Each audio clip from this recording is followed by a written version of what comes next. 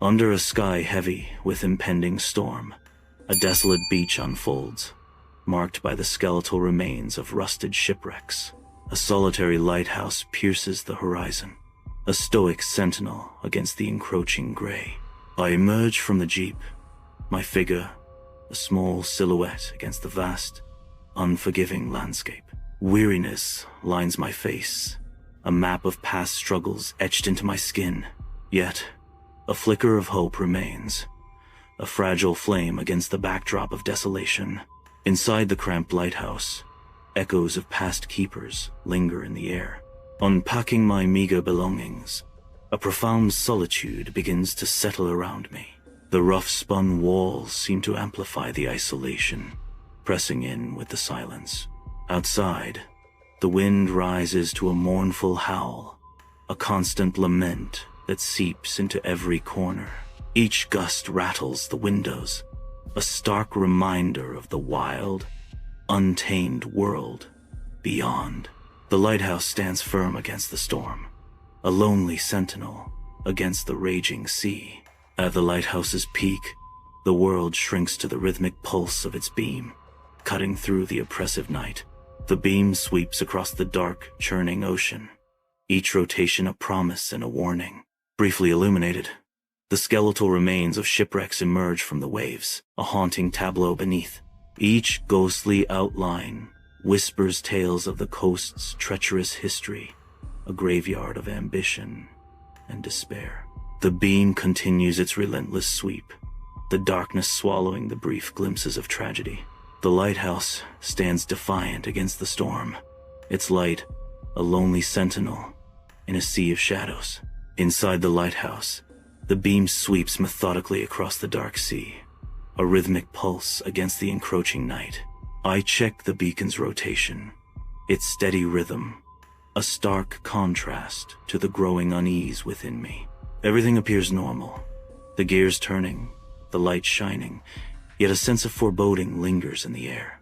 The silence of the lighthouse is broken only by the mechanical hum, amplifying the disquieting feeling that something is amiss. Under the cloak of night, a lone figure stumbles along the desolate beach, a specter of pallor and gauntness against the dark sand. My gaze sharpens, a knot of worry tightening in my throat at the sight of the man's precarious movements. A desperate hope flickers within me as I strain to make out any distinguishing features, my heart pounding in anticipation. Gathering my courage, I project my voice into the night, the sound raw and urgent. I call out. On the beach, a lone figure stands silhouetted against the fading light. Slowly, the figure turns, revealing eyes that glimmer with an inhuman emptiness. The light catches the hollows of his face, highlighting an otherworldly absence. In a blink, the figure vanishes, leaving only the whisper of the waves and the echo of his presence. On the beach, bare, narrow footprints mark a stark contrast against the wet sand. The footprints press forward, leading directly to the imposing base of the lighthouse. The trail abruptly ends at the lighthouse's stone foundation, a silent mystery etched in the sand. An unsettling realization dawns. No return prints mar the path, leaving only questions in the morning light. Inside the lighthouse, a lone figure strains to hear through a radio crackling with static. Desperate attempts to reach the mainland are swallowed by the overwhelming noise. A fragmented message pierces the static. Coast, storm, hold position.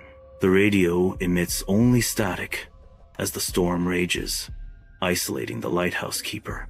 A lighthouse tower stands defiant against the encroaching night, swallowed by a fog so thick it obscures the world. Visibility drops to near zero as the fog rolls in, isolating the tower from the unseen beach below. The foghorn sputters to life, its mournful cry fractured and broken, adding to the night's disquiet. Each malfunctioning burst of the foghorn echoes through the heavy air, a desperate signal lost in the dense swirling mist. The lighthouse tower vibrates, with the deep, rhythmic pulse of the foghorn, its sound waves rippling through the air. Faint whispers emerge between the foghorn's blasts, a chorus of voices murmuring in the echoing space. The voices swell, an ethereal cacophony calling out names unknown, their origins seemingly everywhere and nowhere. An unseen presence envelops the tower, the whispers swirling like a phantom wind, chilling and inescapable. High in the lighthouse tower, a lone figure leans out into the swirling fog. Through the dense mist, faint shapes begin to emerge, drawn to the beacon of light.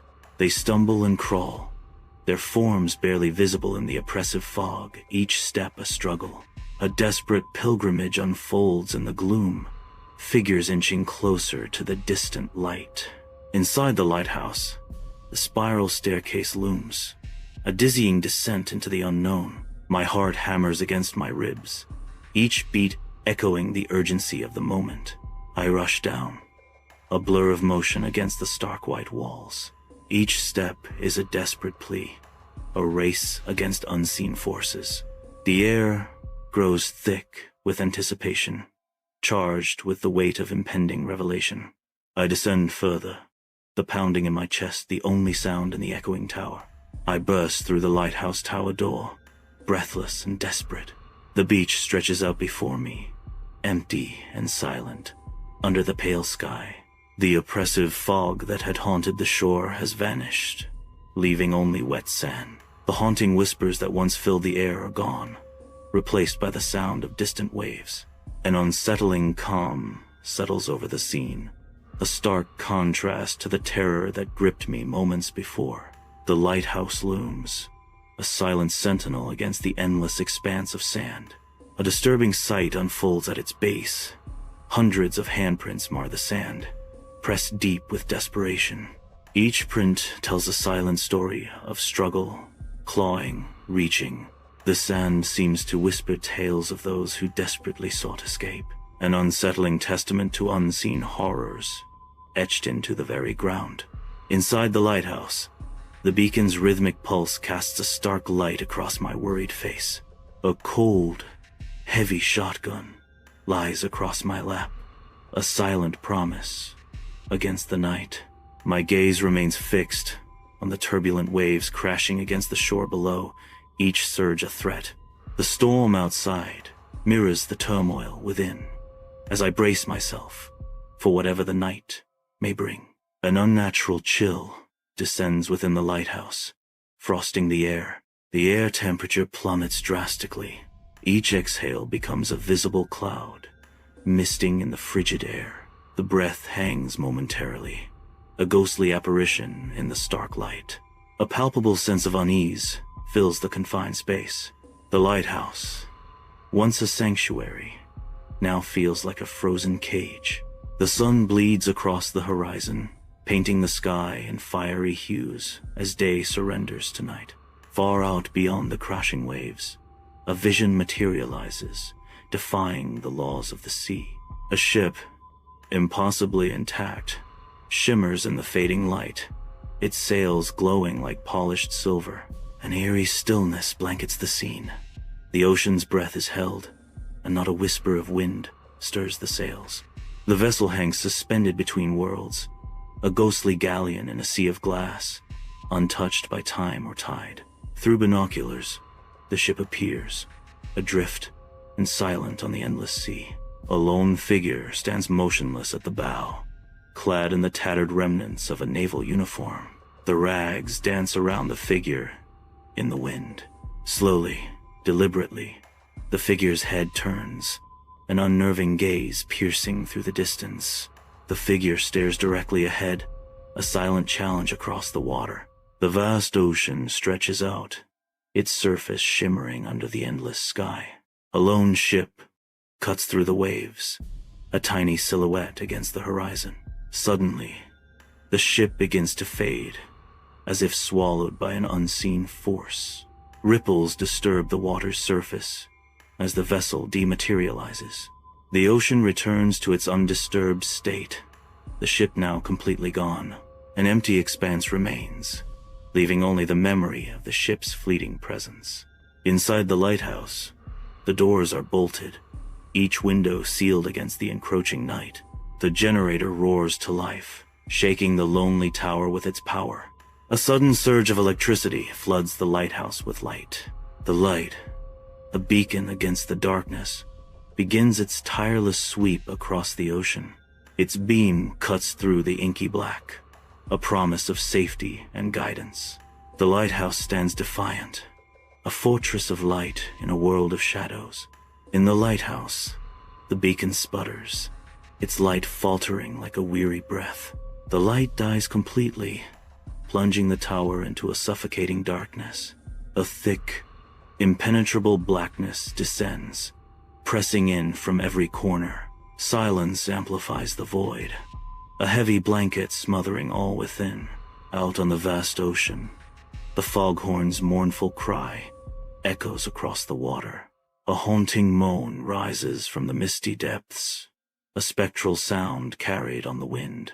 The foghorn's lament drifts from the unseen sea, a lonely warning in the expansive distance. The sound pierces through the air, a somber note from the heart of the ocean. A deep, resonating foghorn echoes, its source hidden somewhere in the sea's embrace. Morning light reveals the disturbed sand around the lighthouse base, a stark contrast to the calm sea. Deep trenches scar the beach, a silent testament to unseen activity during the night. A sense of unease settles as I awaken to the unsettling sight, the mystery deepening with each passing moment. The morning sun casts long shadows, hinting at secrets buried beneath the disturbed surface of the sand. The beach stretches out, the tide receding, to reveal a desolate expanse under the vast sky. The heavy air hangs thick with the smell of salt and the grim undertones of decay. My steps leave imprints in the wet sand as I scan the shoreline, searching for any sign. Scattered fragments of wood lie strewn across the sand, their weathered surfaces hinting at a violent past. Coils of frayed rope, tangled and forgotten, speak of broken ties and lost connections. A chilling discovery: fragments of bone, bleached white by the sun, lie half buried in the sand, a stark reminder of mortality. Golden sunlight bathes the endless beach as the waves crash gently. A glint of brass catches my eye. Half buried in the wet sand, I unearth a compass, its needle frozen, pointing towards an unknown destination. The initials H.B. are carved into the back, a whisper of a forgotten story. Inside the lighthouse, the compass sits still. The needle begins to spin wildly, a blur of silver against the marked directions. Faster and faster it whirls, a frantic dance with no destination. The compass continues its erratic spin, the needle offering no guidance, only chaos. Lost in the endless spin, direction is absent in the lighthouse. Inside the lighthouse, I open the compass, its glass reflecting the dim, swirling light. The needle spins wildly, a frantic dance of magnetic confusion, before locking on to the lamp at the lighthouse's peak. A faint, ethereal voice emanates from the compass, a ghostly whisper cutting through the silence. "We follow the light. We follow the light." The voice repeats, an entrancing call, echoing in the lonely tower. A sharp crack echoes as the plastic casing shatters against the stone wall, the impact resonating with pent-up fury. The compass needle spins wildly, a chaotic dance reflecting the inner turmoil. Then, stillness descends as the needle settles, the broken instrument now lifeless against the cold stone. Silence amplifies the weight of failure, hanging heavy in the confined space of the lighthouse. The splintered remains of the compass lie scattered, a stark testament to shattered hopes and mounting despair. The lighthouse tower stands defiant against the encroaching night, a lonely sentinel in a world consumed by fog. Fog rolls in, its tendrils wrapping around the tower like ghostly fingers, threatening to swallow it whole. Deep within the tower, the generator coughs and sputters, its rhythm faltering, mirroring the uncertainty of the night. The air hangs heavy with anticipation as the storm threatens. The air hangs heavy inside the lighthouse tower, thick with the scent of salt and solitude. Silence descends, amplifying the isolation. A sudden, sharp knocking echoes from the metal door below, shattering the stillness. Each knock reverberates through the tower's metal framework, a relentless summons. The sound is a stark intrusion, a demand from the outside world.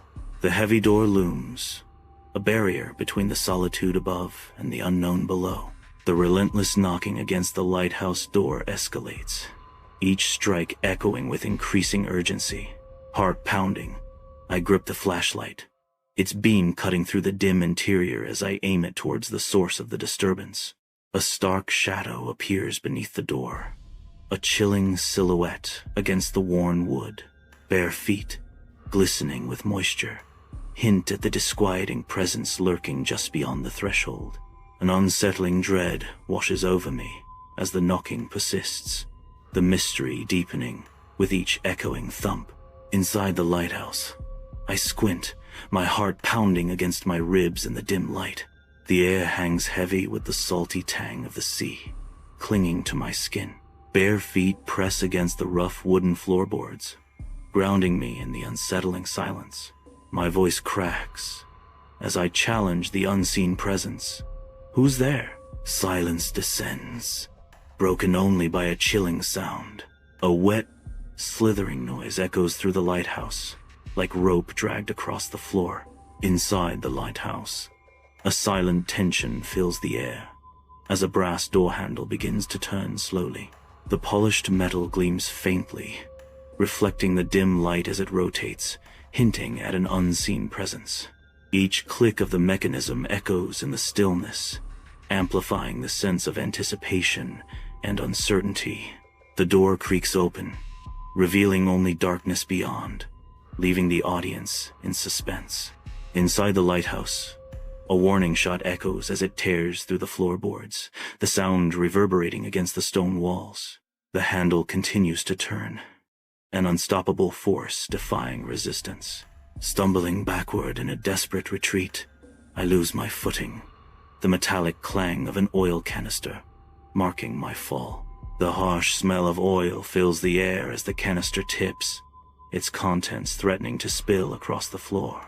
Panic rises as the relentless turning of the handle continues, a symbol of impending doom. The lighthouse door splinters open with a deafening crack, unleashing a torrent of icy fog that claws into the room. A figure stands silhouetted in the doorway, a grotesque parody of a man, his form bloated and corpse-like. His tattered uniform clings to him, a ghostly shroud on his decaying frame. A horrifying truth is revealed. Half his face is obliterated, exposing bone and something far more sinister beneath. Inside the lighthouse, a solitary figure stands silhouetted against the bright beam, unaware of the gathering presence behind him. A slow reveal shows others emerging from the darkness, their figures drawn inexorably toward the beckoning light. The crowd swells, growing from 12 to 100, their silent movement imbued with a sense of purpose. A sea of faces, each turned toward the radiant glow, hints at a shared destiny or a desperate hope. Inside the lighthouse, I race up the winding stairs, each step echoing with urgency. My feet pound against the metal steps, a near slip adding to the mounting tension. The lighthouse seems to amplify every sound, the air thick with anticipation. Each upward step brings me closer to the unknown at the summit. I ascend the winding stairs of the lighthouse tower, each step echoing with mounting dread. Reaching the summit, I burst through the hatch, the wind howling like a banshee just beyond. With desperate strength, I slam the heavy hatch shut, the metal groaning under the force. My hands fumble with the bolt, adrenaline coursing as I struggle to secure it. Each bolt slides into place with a resounding clang, a temporary shield against the unknown. The bolted hatch stands as a fragile barrier, a silent promise against the encroaching darkness. In the silent lighthouse, the sound of footsteps begins its ascent, each step echoing in the confined space. The rhythm is slow, relentless, a steady beat against the backdrop of the sea. Each footfall climbs higher, spiraling towards the light. The sound grows louder, closer, a presence ascending. The echo amplifies the anticipation, hinting at an impending arrival. The relentless climb continues, each step a countdown in the echoing tower. Inside the lighthouse tower, the fog rises against the glass, a living entity pressing in. The rhythmic sweep of the beacon, a steadfast sentinel, begins to falter. The light sputters, a dying ember in the encroaching darkness. A sudden, absolute stillness as the beacon dies completely, leaving only shadows. The tower is plunged into near darkness, a stark void against the swirling fog. An ominous silence descends, broken only by the muffled sounds of the storm outside. Inside the lighthouse tower, a lone figure stares intently into the glass, the air thick with anticipation. A chilling realization dawns as they perceive figures not behind, but within the reflection itself.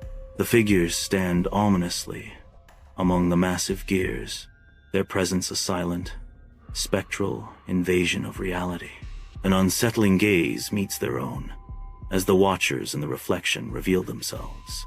Inside the lighthouse tower, dust motes swirl in a solitary beam of light, illuminating the gloom. The air hangs heavy, thick with the scent of salt and decay. A spiral staircase descends into shadow, its stone steps worn smooth by countless journeys. The chill of the sea permeates the ancient stone walls, a constant biting presence. Darkness clings to every corner, a silent testament to years of isolation and the relentless sea. A voice echoes through the tower, resonating with the weight of history. Keeper of the light, you called us home. Inside the lighthouse tower, a sudden weakness overtakes me, my knees buckling under the weight of unseen dread. My hands tremble violently, a desperate struggle to keep hold of the lamp, its light wavering with my fear. The lamp threatens to slip from my grasp, its beam a frantic dance against the cold stone walls. Each tremor is a stark reminder of the unseen force tightening its grip, leaving me teetering on the edge of panic. Spectral figures materialize from the lighthouse shadows, encircling me with their silent presence. Gaunt faces emerge, each a ghost from the logbook's portraits, their stories etched in the dim light. Weathered keepers, grizzled crewmen clutching phantom pipes, their eyes reflecting the endless sea. Fishermen stare with wide, eternal fear, their souls trapped within the skeleton coast's mournful embrace. Doomed souls of the skeleton coast watch on in silence. The lighthouse tower trembles as the wind howls like a banshee, its icy breath rattling the ancient windows.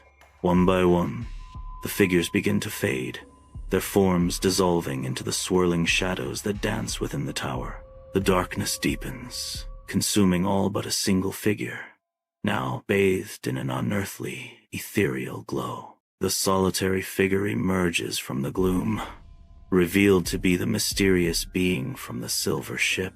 An otherworldly light emanates from the figure, casting long, dancing shadows that writhe against the stone walls of the tower. Inside the cramped lighthouse tower, a chilling draft whips around, carrying the scent of salt and damp stone. The gears of the lamp mechanism tick, a stark rhythm in the dim light. His face gaunt, he leans in close, his breath a spectral mist in the cold air. "Now, it's your turn to keep the light," he whispers, his voice echoing in the tower. Inside the lighthouse tower, the massive lens of the beacon commands the circular room. A low hum builds, escalating into a deafening roar as the beacon restarts. Blinding white light floods the tower, obliterating color and detail in its intense glow. The light pulses, a rhythmic sentinel against the encroaching darkness. The skeleton coast stretches endlessly, a desolate landscape under the harsh Sunday. Dominating the horizon, the lighthouse stands sentinel, a stark contrast to the surrounding decay. Its beam, a defiant streak of light, bravely cuts through the oppressive air. The light sweeps across the sands, a beacon in a land of shadows and whispers. Waves crash against the shore, their rhythm a mournful song echoing the coast's grim history. The lighthouse remains, a steadfast guardian against the encroaching darkness. Inside the lighthouse, an old radio sits on a desk, a relic of forgotten communication. Sunbeams pierce through the window, illuminating dust motes dancing in the stillness. The radio remains silent, its dials untouched, offering no signal, no response. An unsettling hum permeates the airwaves, a void where voices once echoed. The lighthouse stands isolated, a beacon of silence against the vast, indifferent sea. High above, the lighthouse stands sentinel against the vast, open sky. A lone figure, the new keeper, is perched atop the lighthouse. Their silhouette is starkly outlined against the blinding sunlight. The keeper surveys the endless expanse of the ocean from their high vantage point. A sense of solitude and quiet anticipation hangs heavy in the air. Under the cloak of night, a silver ship glides silently across the horizon, its sails full of whispered promises. The ocean stretches out into infinity, its dark surface reflecting the faint starlight above. The ship cuts through the waves, an ethereal dance between the vessel and the water. An endless cycle continues, the ship sailing on, its destination forever a mystery. A sea of stars engulfs the Jordanian desert, the vast expanse echoing with silent majesty. Distant lights flicker in Wadi Musa, casting a warm, inviting glow against the cold desert night. A lone truck races along the desert highway, a mechanical beast challenging the timeless landscape. Its headlights slice through the darkness, a fleeting beacon hurtling towards the ancient mysteries of Petra. Under the ethereal glow of the moonlight, the treasury at Petra stands majestic and silent.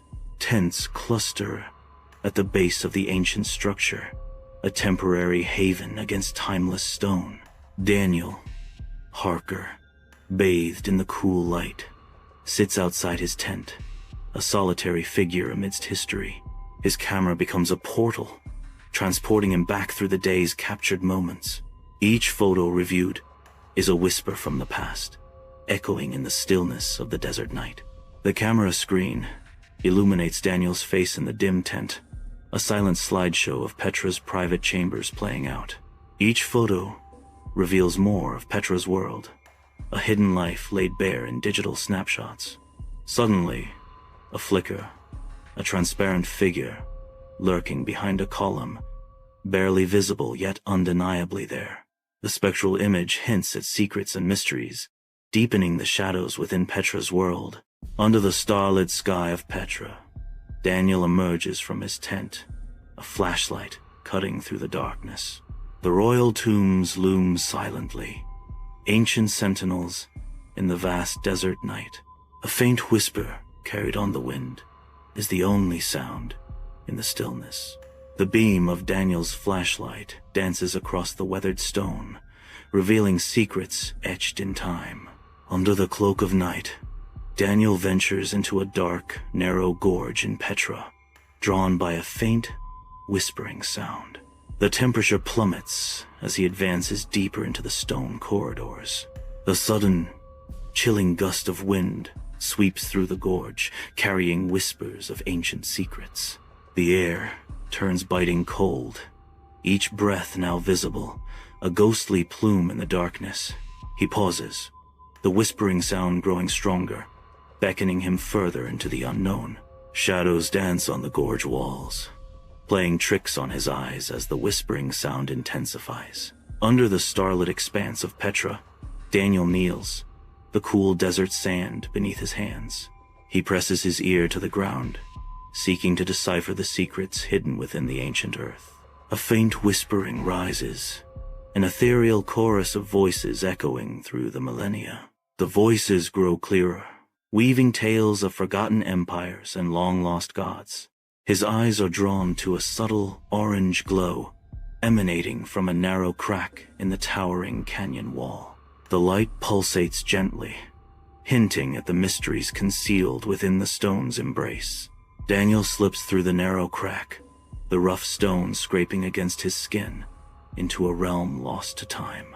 He finds himself in a vast, hidden chamber, the air heavy with dust and the ghosts of forgotten ages. Towering walls stretch into the darkness, covered with strange, ancient carvings that seem to pulse in the torchlight. The flickering light dances across the grotesque symbols, casting long, eerie shadows that writhe and twist.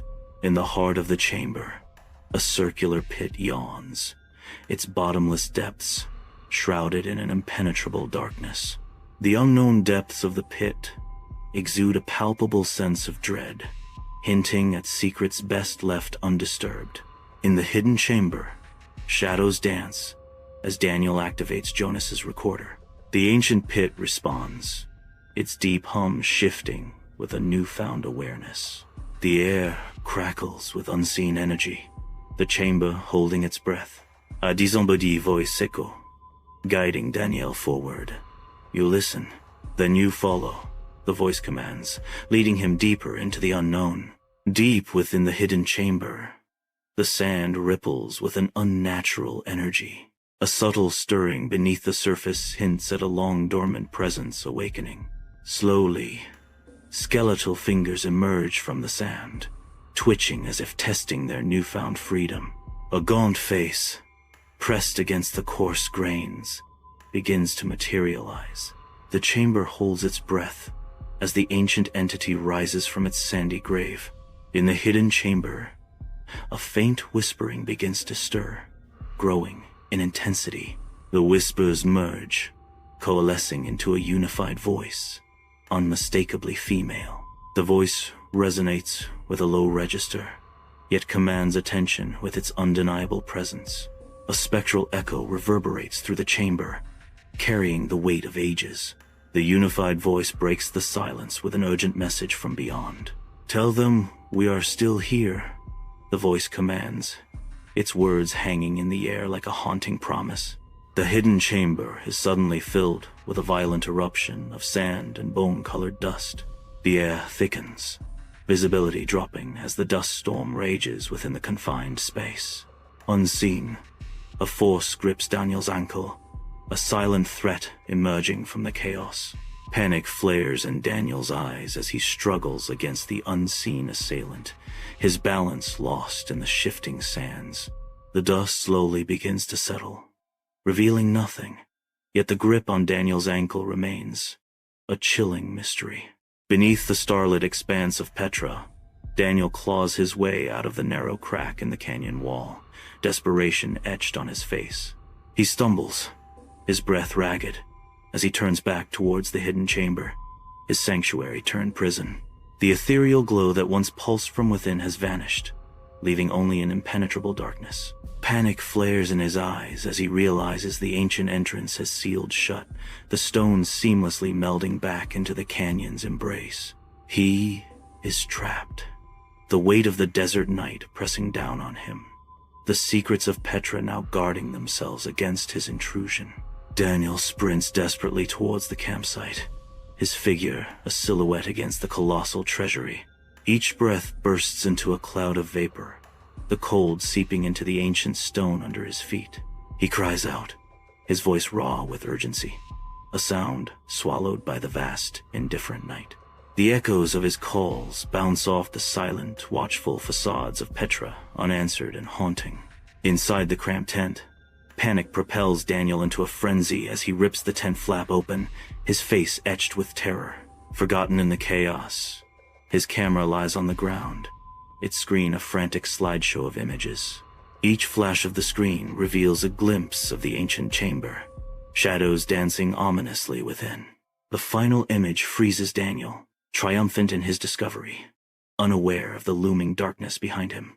An enormous silhouette casts a terrifying shadow over Daniel's form, a silent predator revealed.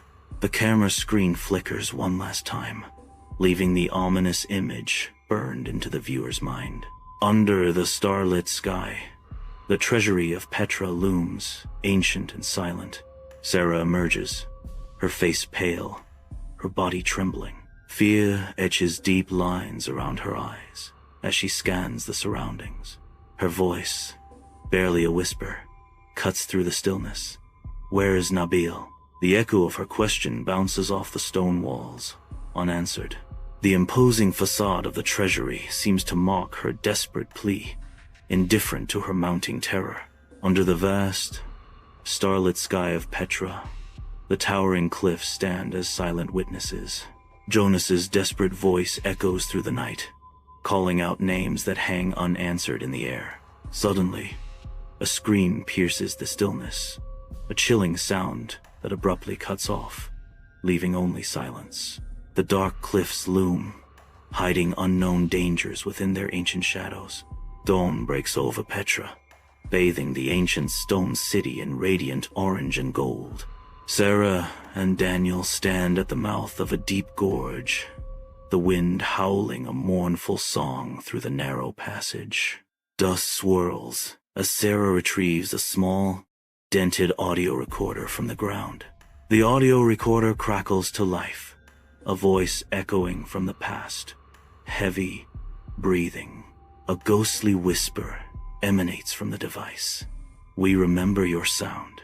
Sarah and Daniel exchange a look, the weight of the past pressing heavily upon them in the golden light. Under the blazing sun, Sarah and Daniel venture towards the majestic royal tombs of Petra. They follow the faint tracks left by Nabil, each step echoing in the vast, ancient landscape. Dust swirls around their feet as they press on, the towering tombs looming ever closer. The tracks lead them deeper, revealing a startling detail. The final prints are barefoot, as if Nabil shed his earthly burdens.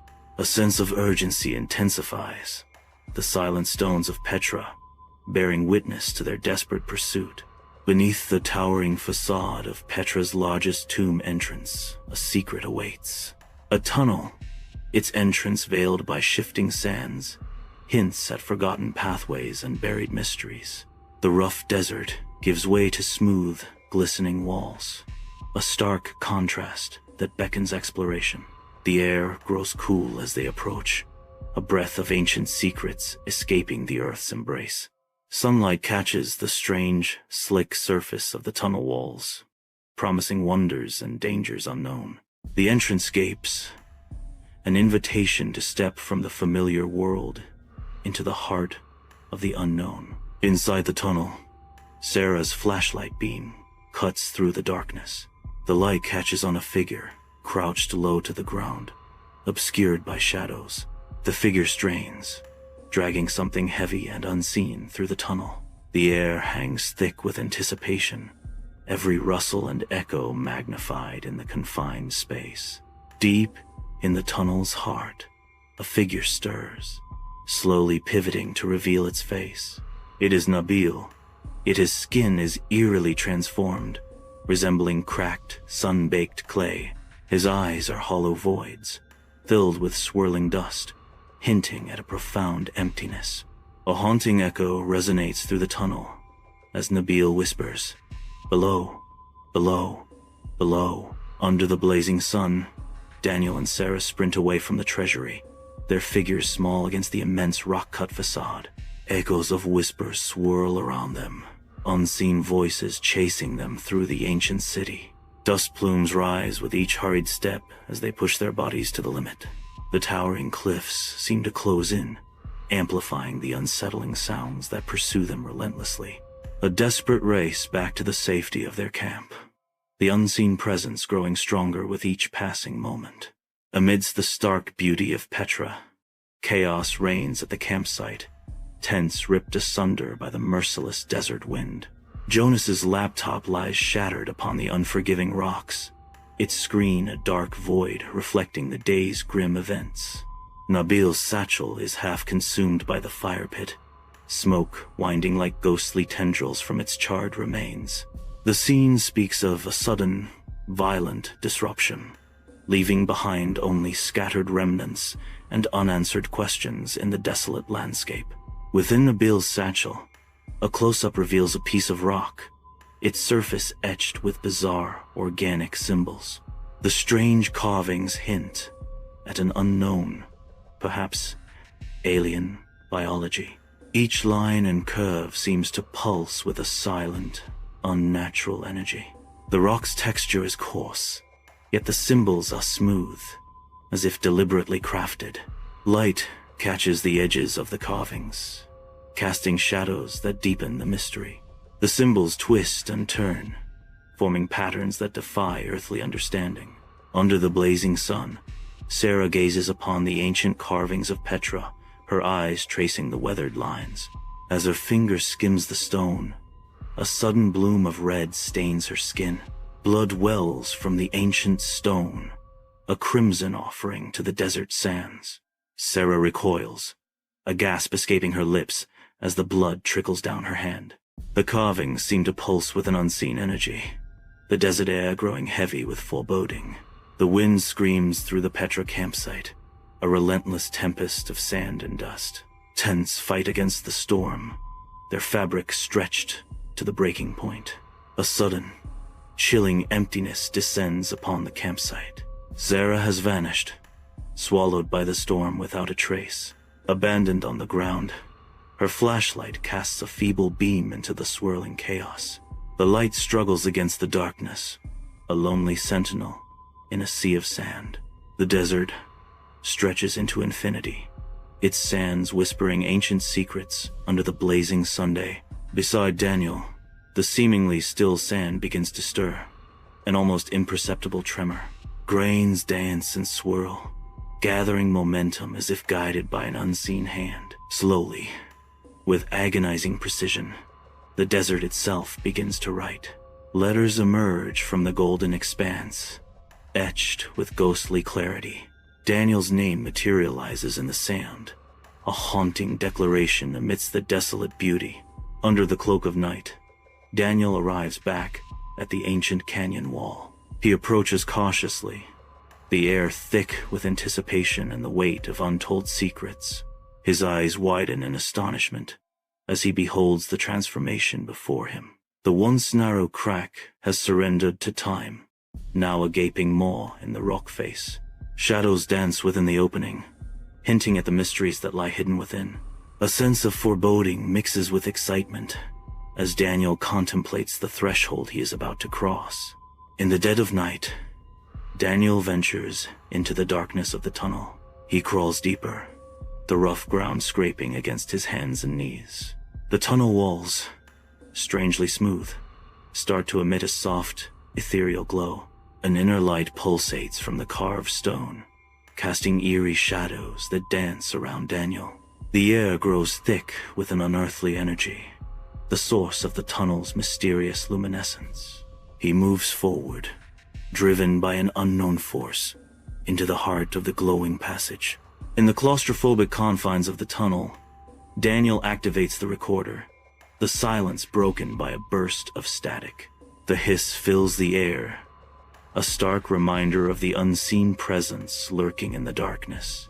Suddenly, Jonas's voice echoes from the device, tinged with an eerie calm. "It's still recording, Daniel." A chilling revelation hangs in the air as Jonas continues. It never stopped. Inside the damp tunnel, the silence amplifies the unknown, the air heavy with anticipation. Daniel's voice echoes hauntingly off the tunnel walls, a desperate call into the abyss. "Where are you?" A chilling response reverberates from the depths, a single word that tightens the knot of fear below. The tunnel seems to breathe with a life of its own, the darkness promising both answers and terrors. Daniel plummets into a colossal underground chamber, the abyss swallowing him whole. An oppressive silence descends, broken only by the faint, disembodied whispers that echo through the cavernous space. The air grows heavy, laden with the weight of untold secrets and forgotten ages. Figures loom in the dim light statues, at first glance, their forms rigid and still. A closer look reveals the horrifying truth. They are people, frozen in time, their silent screams trapped for eternity. In the vast underground chamber, an unsettling silence blankets everything, the floor coated with a layer of fine, ghostly ash. The air hangs heavy, still, hinting at some unknown cataclysm. Amidst this desolation, Sarah stands motionless, a solitary figure against the backdrop of ruin. Her eyes are wide, unblinking, reflecting a silent scream trapped within. The dust settles around her like a shroud, a stark testament to the chamber's secrets and Sarah's frozen horror. In the vast underground chamber, Daniel's worried face looms over Sarah as he gently shakes her. Sarah's lips tremble, a struggle to speak etched on her pale face. A faint tremor courses through Sarah's body, a prelude to something terrible. With immense effort, Sarah whispers, "Daniel, it's inside the stone." A horrifying network of fine cracks erupts across Sarah's skin, like a macabre roadmap. Sarah's eyes widen in pure terror as her body begins to fracture, shattering like a fragile statue from within. From the silent abyss of the bottomless pit, a light begins to emerge, painting the darkness with strokes of gold and crimson. The light intensifies, a beacon in the subterranean void, as if answering an ancient call. Swirling sand and hushed whispers coalesce, giving shape to an ethereal form. Slowly, gracefully, a woman's figure materializes, woven from the very essence of the underground chamber. Her form shimmers with otherworldly beauty, a silent guardian awakened in the heart of the earth. Torches flicker, their light painting the damp stone walls of the vast underground chamber with dancing shadows. The air hangs heavy, thick with the scent of dust and the weight of forgotten ages. At the heart of the chamber stands the Sandwoman, her form a mesmerizing dance of shifting grains. Sand cascades from her body, whispering secrets of the earth. Her voice echoes through the chamber, ancient and resonant. "We were carved before the city, before the gods. We are the memory of stone." Vast echoes ripple through the underground chamber, where ancient carvings pulse with an ethereal light. Strange symbols cover every surface, whispering tales of a forgotten power. Petra's voice cuts through the silence, resonating with the weight of ages. "You call us Petra, but we are the mouths that built her," she declares, her words echoing the chamber's ancient power. In the vast underground chamber, ancient carvings adorn the walls, silent witnesses to untold ages. A faint pulse begins within the carvings, an eerie light breathing life into the stone. The light intensifies, spreading across the chamber, illuminating every corner with an otherworldly glow. A profound connection stirs within, an undeniable sense of belonging to this ancient place. The chamber resonates with a hidden power, drawing closer with each pulse of light. A voice echoes through the chamber, binding fate and destiny together. You listen, and now you belong. Inside the suffocating blackness of the tunnel, Daniel sprints, his breath echoing in the confined space. The walls begin to close in, the tunnel twisting and turning like a living thing. Whispers slither through the darkness, growing louder with each step. The whispers intensify into a chorus of chilling screams. Daniel's heart pounds in his chest, a frantic drum against the rising tide of terror. The tunnel becomes a vortex of sound and shadow, threatening to swallow him whole. At dawn in Petra, Daniel emerges from a narrow crack in the canyon wall. The breaking light feels unnatural, casting long, distorted shadows. An unsettling stillness hangs in the air, as if the ancient cliffs themselves are breathing. A palpable sense of unease settles over the scene, hinting at mysteries hidden within the stone. Dawn breaks over Petra, casting a soft glow on the towering treasury, its facade subtly curved. The ancient stone looms, a silent sentinel guarding secrets of the past. High above the entrance, a new carving emerges, stark and horrifying. It's Daniel's face, frozen in a silent scream, a macabre addition to the timeless monument. The scream seems to echo through the silent city, a chilling warning carried on the desert wind. The treasury stands defiant, now marked with Daniel's eternal, soundless terror. Dust devils swirl across the desolate desert highway as Daniel sprints, his lungs burning in the arid air. A beat-up Bedouin truck appears on the horizon, its engine a growling promise in the silence. The truck screeches to a halt, a cloud of sand momentarily obscuring Daniel as he reaches the vehicle. In the vast emptiness, Daniel pours out his story, words tumbling like a desperate plea into the uncaring expanse. Inside the Bedouin truck, Daniel is surrounded by the somber faces of the Bedouins. The air hangs heavy with unspoken apprehension, a palpable sense of foreboding. Their gazes, filled with pity, fix on Daniel, a silent warning in their eyes. The Bedouin speaks, his voice low and grave, filled with ancient wisdom and regret. "You went beneath the Queen's chamber," he says, the words echoing in the confined space. "You shouldn't have listened," he finishes, a lament for choices made and paths now set. In the dim hotel room, Daniel sits on the bed's edge, his form shadowed, intently focused on a small recorder. A burst of static erupts from the recorder, followed by whispers barely audible, pulling Daniel deeper into the sound. He leans in, straining to decipher the faint sounds, his expression a mix of anticipation and unease. His own voice, distorted and echoing from the device, sends a chill through the room. "We are beneath. We remember." In the dim light of the hotel room, a video file loops endlessly, its secrets yet to be revealed. On the carpet, tiny grains of sand begin to stir, an almost imperceptible dance of fate. Slowly, painstakingly, the grains coalesce, their random movements giving way to form and purpose. Letters emerge from the chaos, their silent message hinting at a hidden narrative. Inside the silent hotel room, grains of sand scatter across the floor, an unsettling welcome in an otherwise sterile space. Slowly, meticulously, the sand shifts, shaped by an unseen hand into a chilling message. The words materialize with ghostly precision. "Welcome home." An ominous invitation lingers in the air, promising anything but comfort or safety. At the bustling airport, customs officers halt Daniel, suspicion etched on their faces. Daniel's passport is examined closely. The photo stares back, an uncanny resemblance yet unsettlingly different, as if carved from stone. Tension mounts as the officer's gaze flickers between Daniel and the stony image.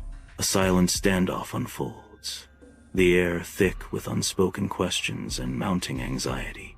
At the bustling airport, Daniel pauses, catching a glimpse of himself in a reflective surface. The harsh light momentarily transforms his skin, casting it in a stark, sandstone-like texture. A fleeting expression of surprise crosses his face as he studies his reflection. He lingers, almost detached, observing this momentary distortion of his own image. The airport's constant motion swirls around him, a stark contrast to his brief, introspective pause. He appears momentarily lost in thought, a silent observer of his own changing visage. At the bustling airport, a figure leans in, brow furrowed in intense concentration. An unsettling ripple courses beneath his skin, a silent struggle hinting at something desperate to emerge. The very air around him crackles with an unseen, palpable energy. A voice echoes, resonating with ancient power. "You listened. Now, we remember through you." At the bustling airport, an unseen force causes a nearby mirror to crack, its surface spiderwebbing with fractures. Deep within Daniel's chest, a strange hum resonates, a sound both alien and disturbingly familiar. His eyes widen slightly, betraying a flicker of fear as the sound intensifies, vibrating through his very core. Unseen by the oblivious travelers around him, Daniel clutches his chest, struggling against the growing unease within. In the stark light of the airport bathroom, Daniel confronts his wavering reflection in a cracked mirror. An unsettling hum vibrates through the room, growing stronger, more insistent. The narrator whispers. The whispers become louder, a chorus of voices echoing in his mind. The voices intensify, swirling around him, pulling him under. A final, chilling declaration echoes. You are home. You are Petra. A majestic Norwegian fjord stretches under a crisp, clear sky, its snow-laden peaks piercing the horizon. A solitary car winds its way along a narrow road carved into the mountainside, dwarfed by the immensity of the landscape. The car presses on, a thread of civilization against the raw, untamed beauty of the desolate fjord. The fjord reflects the sky, a mirror to the heavens, as the journey continues into the heart of Norway's wilderness. A sense of easy comfort fills the car as we cruise down the open road, the soft music from the radio creating a soothing backdrop. The rhythmic hum of the engine and the passing scenery emphasize our shared enjoyment of this journey. The road stretches ahead, promising new experiences and strengthening the bond between us. The night deepens as thick fog begins to envelop the road, blurring the edges of the world. A light drizzle slicks the asphalt, reflecting the faint, distant glow of unseen lights. Isolation grows with every passing mile. The road ahead a lonely path into the Haugaland Tunnel. The air hangs heavy, pregnant with unspoken dread as the tunnel looms, a dark maw in the distance. Inside the car, the dashboard clock glows 9:47 p.m., each number a stark reminder of the passing time. The vehicle speeds into the darkness of the Haugaland Tunnel entrance, a maw of concrete and shadow. Ingrid's hand dances across the radio dial, desperately seeking a signal amidst the encroaching silence. Static crackles from the speakers, a haunting prelude to the unknown depths ahead. The tunnel swallows them whole, a claustrophobic journey into the heart of the night. The Haugaland Tunnel entrance stands stark against the night, a black abyss promising unknown depths. Weathered and worn, a signpost lists the tunnel's daunting length. Haugaland Tunnel, length 6 kilometers.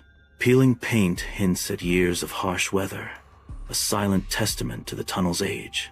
Darkness spills from the entrance, swallowing the light and beckoning the unknown.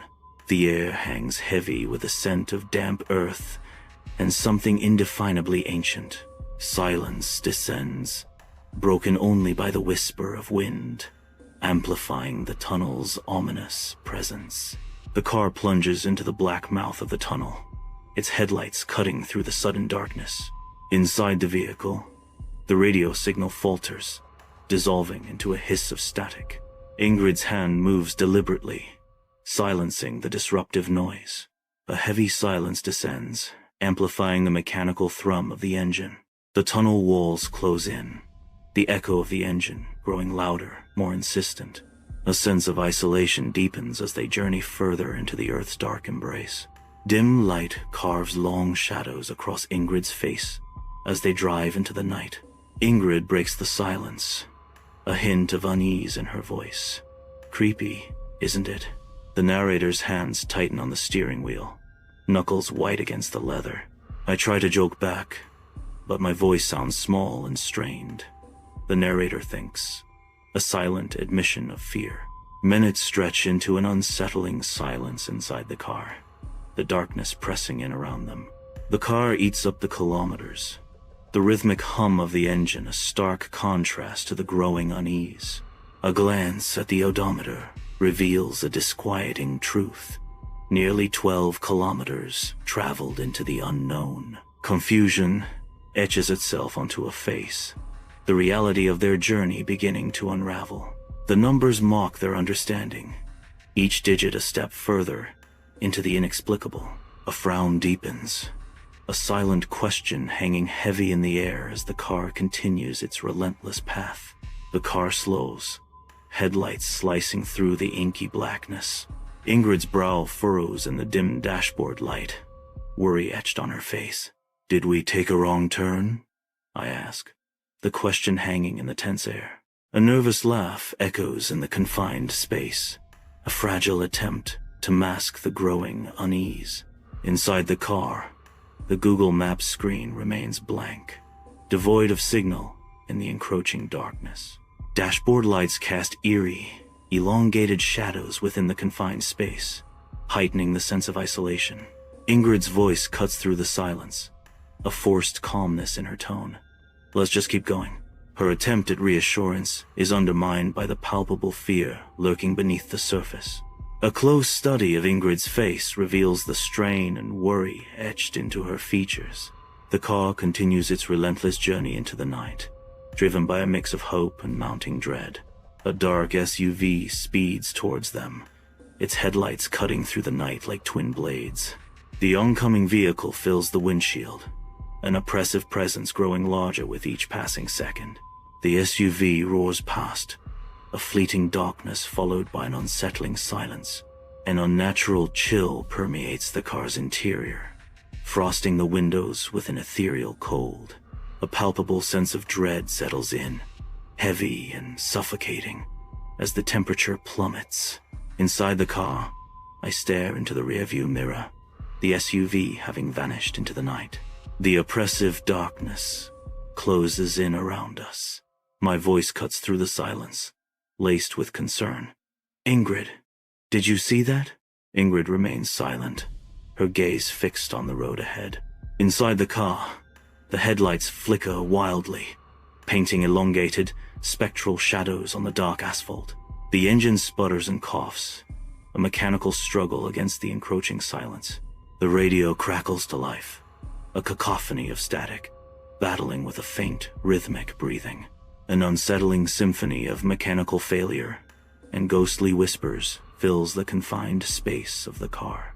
Inside the car, shadows dance across my face, momentarily lit by the city's fleeting glow. Turning towards Ingrid, a knot of worry tightens my brow. Ingrid, do you hear that? I ask, my voice barely a whisper above the hum of the engine. Ingrid's eyes widen, a flicker of unease mirroring my own apprehension. We've passed that sign before, she says, her words hanging in the air, heavy with unspoken fear. The streetlights blur into streaks of light as the unsettling realization sinks in. We are lost, or worse, trapped. Through the windshield, a blue exit sign flashes into view, a beacon in the encroaching darkness. Haugaland, 500 meters. A realization dawns, sharp and chilling. The sign is a familiar landmark, seen just moments after entering the tunnel. The walls of the tunnel seem to close in, the darkness pressing against the windows like a suffocating blanket. A wave of panic washes over, a cold dread gripping as the mind races.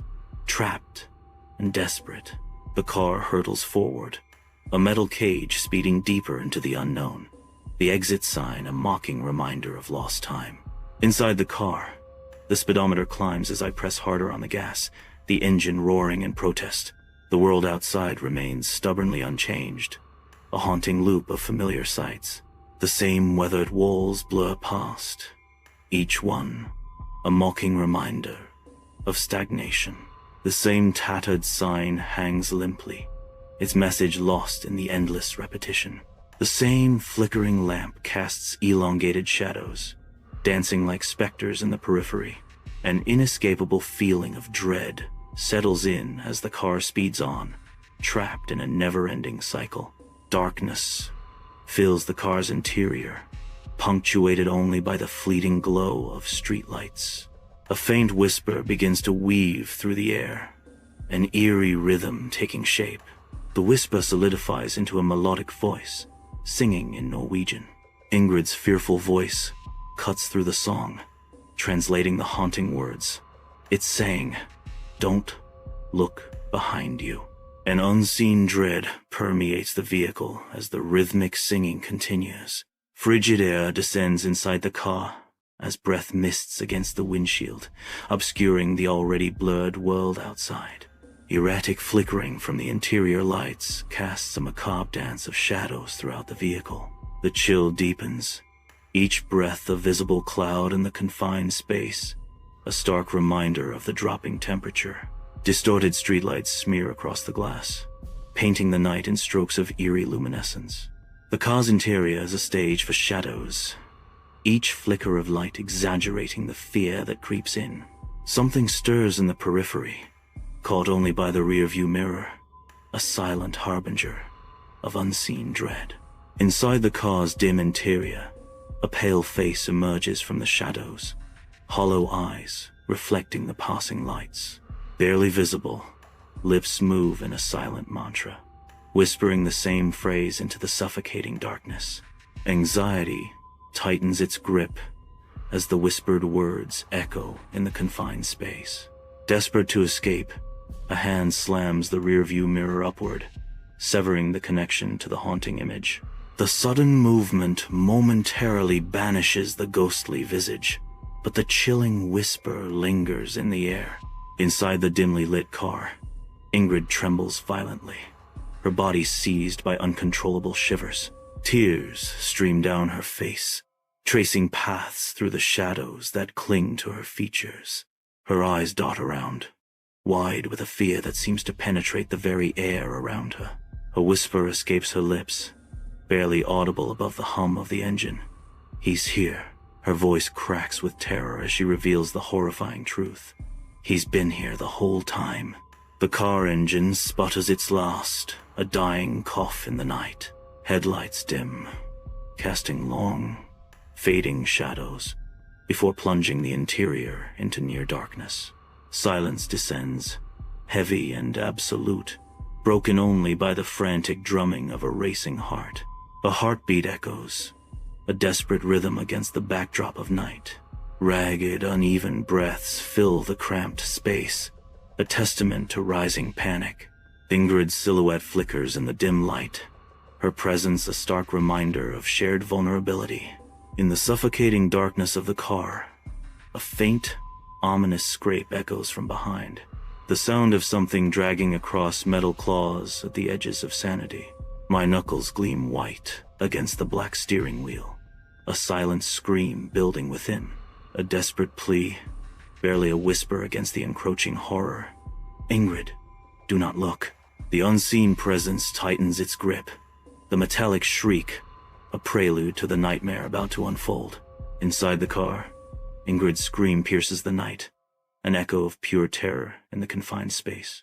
Turning, my heart hammers against my ribs, a frantic drumbeat against the encroaching darkness. A gaunt figure looms, its skin slick and gray, catching the faint, distorted light. Unnatural intensity burns in its eyes, a chilling beacon in the gloom. It opens its mouth, and a sound like the tunnel itself groans out, a horrifying symphony of dread. Inside the car, the engine refuses to turn over, the silence amplifying the dread. Desperate, I twist the keys again, but the car remains lifeless, a cold tomb in the night. Outside, a creature is gliding closer, its presence an unnatural intrusion. Its head tilts with eerie curiosity, a silent question hanging in the darkness. The creature's unnatural stillness juxtaposes sharply with my mounting panic inside the car. Trapped, with no escape in sight, I stare transfixed at the approaching horror. Confined within the dimly lit car, panic swells as I find myself face to face with Ingrid. Frantically, I wrestle with the jammed seatbelt, each second amplifying the urgency. "Ingrid, get out!" I shout, my voice strained against the encroaching danger. A surge of adrenaline fuels our combined effort to force the car doors open. The doors creak open, a sliver of hope amidst the suffocating dread. Inside the Hogland tunnel, our footsteps break the silence, each echo amplifying the tunnel's oppressive atmosphere. The air hangs heavy, thick with an unspoken dread that clings to the damp tunnel walls. A faint whisper slithers into the mind, an insidious intrusion that chills to the bone. The echoing tunnel amplifies the growing sense of paranoia, each shadow seeming to lengthen and twist. A haunting voice echoes in the darkness. "Don't look behind you." Legs burn with each stride, yet the Hogland tunnel stretches endlessly into the night. A desperate glance back reveals only the same oppressive darkness. punctuated by a flickering light. The tunnel seems to mock their efforts, offering no escape from its echoing depths. Each footfall is a drumbeat of dread in the suffocating silence, broken only by ragged breaths. The echoing silence of the Haugaland Tunnel is shattered by a wet, dragging sound. The unsettling noise intensifies, its source seemingly from above. A figure slowly lifts their head, drawn by the ominous sound. Anxiety and dread fill the air as the source of the sound remains unseen in the darkness above. Deep in the Haugaland Tunnel, shadows dance ominously, concealing a lurking horror. Clinging precariously to the rough concrete ceiling, a creature with grotesquely elongated limbs contorts in the darkness. Its form defies nature, bent at unnatural angles that hint at unimaginable pain and monstrous strength. A viscous, black, oily liquid drips slowly from its maw, each drop a harbinger of dread. The oily substance splatters onto the road below, marking the tunnel floor with an ominous trail of corruption. Under the cloak of night at the Haugaland Tunnel, a desperate grip tightens on Ingrid's arm. Ingrid stands paralyzed, her eyes fixated on something unseen above. A silent predator descends, positioning itself ominously behind her, unseen. The urgency is palpable as the command pierces the night. Run. The tunnel's darkness amplifies the unseen terror, heightening the stakes of survival. Every shadow seems to conceal a threat as the escape begins, driven by primal fear.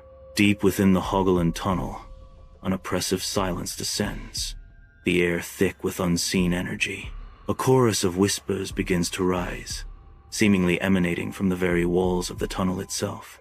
The darkness pulses, a tangible presence pressing in from all sides. An unseen force vibrates through the tunnel, raising goosebumps on the skin. A voice echoes from the abyss. You've already died here once. In the black mouth of the Haugaland Tunnel, I yank Ingrid into a desperate run.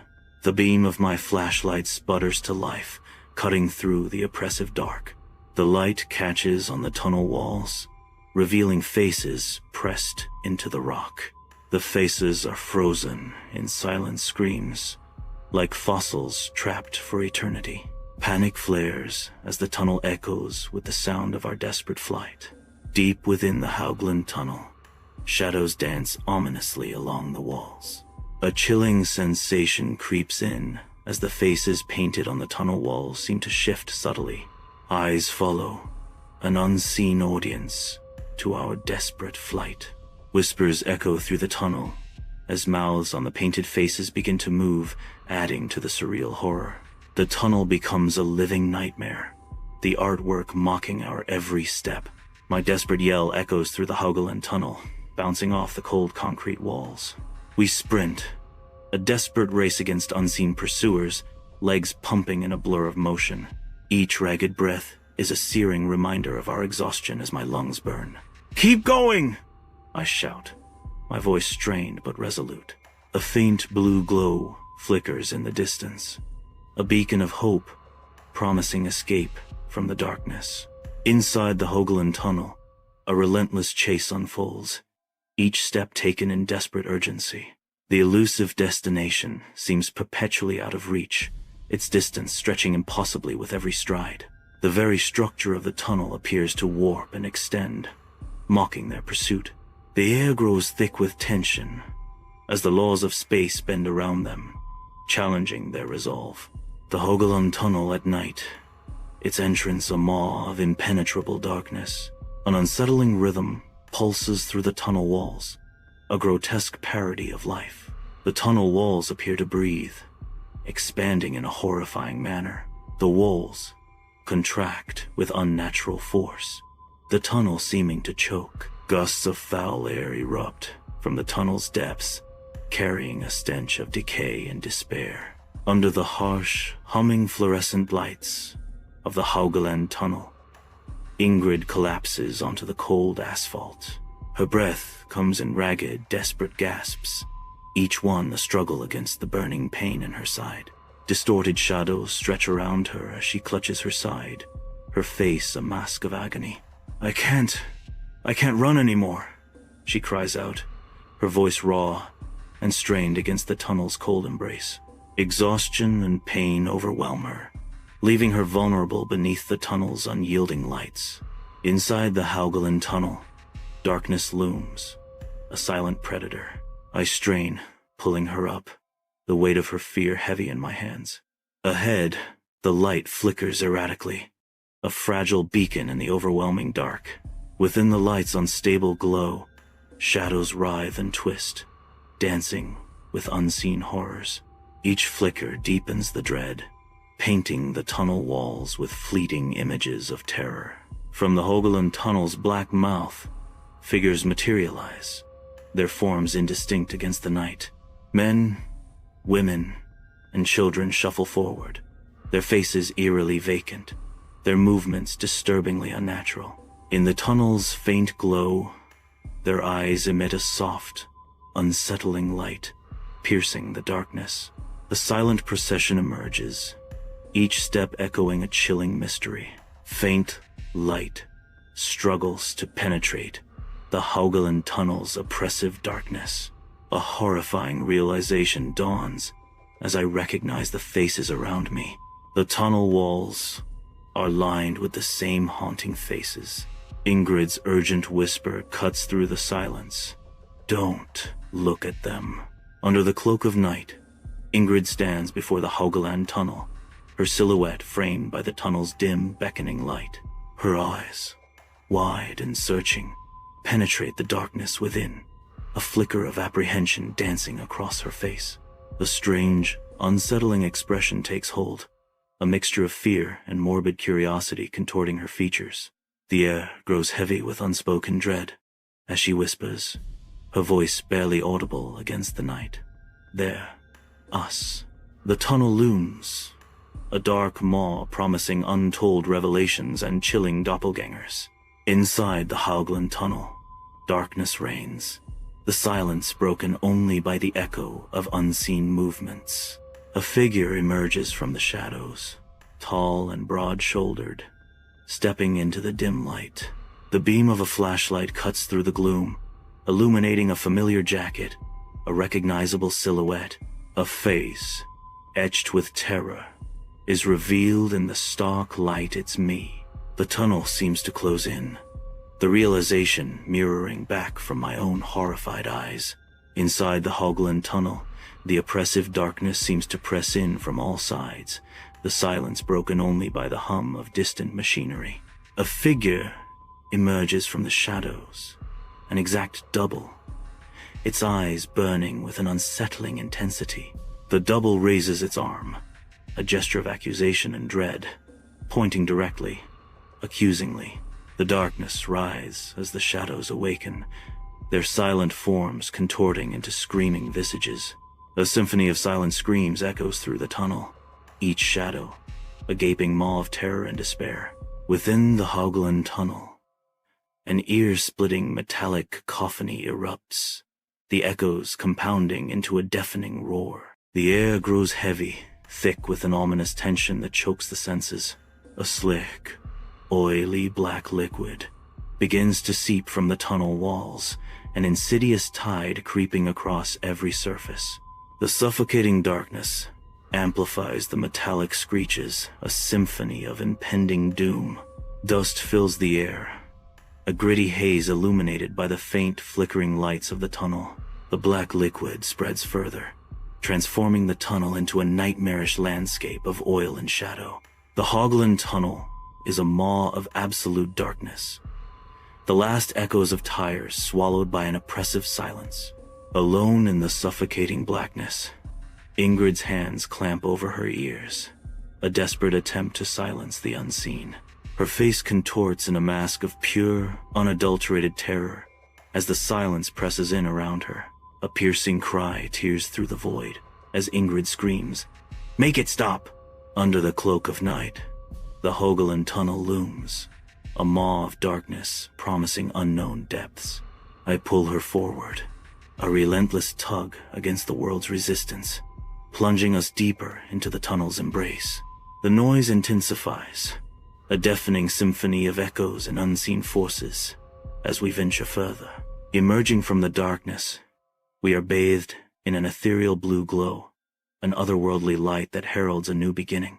Absolute silence blankets the open road as figures emerge, stumbling into the night.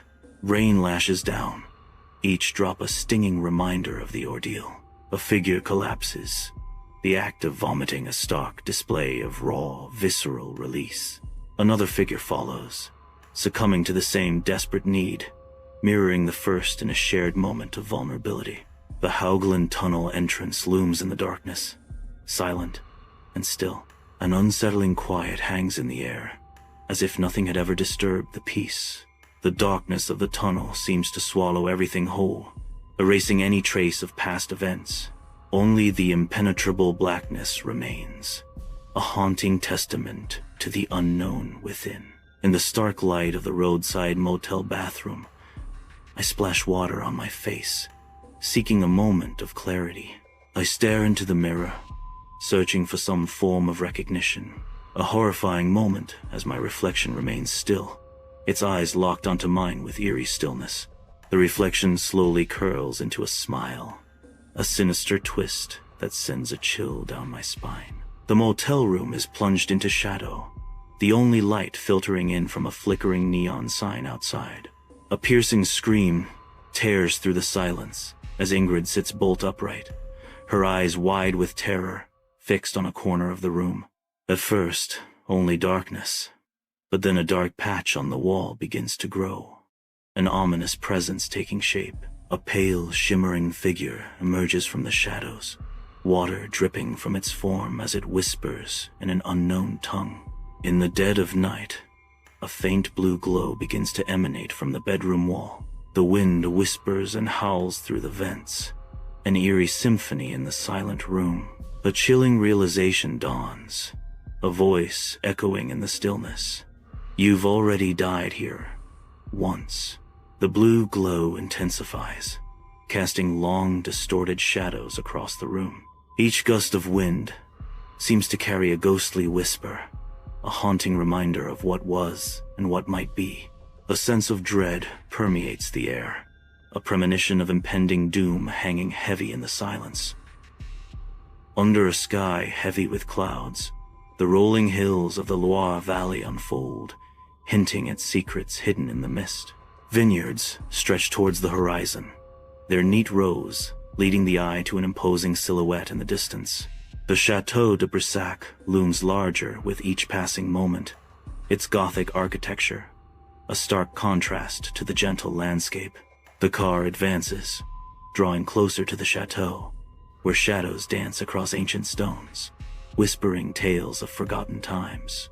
The structure rises, dominating the skyline, its presence both grand and foreboding. An ominous atmosphere settles, wrapping the chateau in an aura of mystery and anticipation. The Château de Brissac rises majestically, its 7 stories a testament to centuries of secrets. Accusing towers stand guard, their shadows stretching across the manicured grounds.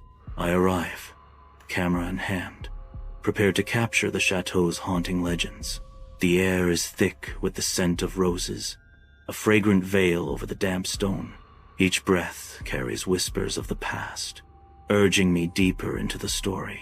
The chateau looms, promising to reveal its hidden truths to those who dare to listen. Inside Château de Brissac, the grand reception hall echoes with history and hushed anticipation. Madame Durand, a figure of delicate frailty, stands as guardian of the ancient halls. Her eyes, though aged, pierce through the surface, sharp with untold knowledge and secrets. A silent acknowledgement passes between them, a shared understanding of the chateau's mysteries. With a knowing glance, Madame Durand breaks the silence, her words hanging in the air. You're here for the lady. In the guest chamber, antiquated and heavy, I arrange my arsenal of ghost hunting tools. Microphones stand sentinel, ready to capture whispers from beyond. Cameras are strategically placed, poised to record the unseen. EMF readers hum softly, awaiting spikes that signal paranormal presence. Heavy drapes loom like silent watchers, their shadows deepening the room's mystery. A palpable sense of unease descends as night falls, and anticipation hangs thick in the air. Within the chateau's cavernous kitchen, shadows waltz across ancient stone as dim light barely pierces the gloom. A cacophony of whispers echoes amongst the staff, their faces reflecting a shared, mounting apprehension. Footsteps, always in the dead of night. One staff member murmurs, their voice barely audible. Another adds, eyes wide with fear. A figure in a green gown. They say she wanders the halls. And the scent, decaying flowers. It's always strongest before. A third whispers, the unspoken dread hanging heavy in the air. In the maid's room of the Château de Brissac, a single candle flickers, casting long shadows that dance with the dust motes. The young maid, barely 20, clutches a worn blanket, her thin frame shivering despite the thick fabric. Her eyes, wide with terror, reflect the trembling candlelight, hinting at unspeakable horrors witnessed. She sits on the edge of the narrow bed, the weight of her fear pressing down on her. A whisper escapes her lips, barely audible above the wind howling outside. Her face was like two faces, one weeping, one screaming. The maid murmurs, haunted by the vision. I walk alone through the endless corridors of the Château de Brissac, each step echoing in the silence. Portraits line the walls, their painted eyes seeming to follow my every move.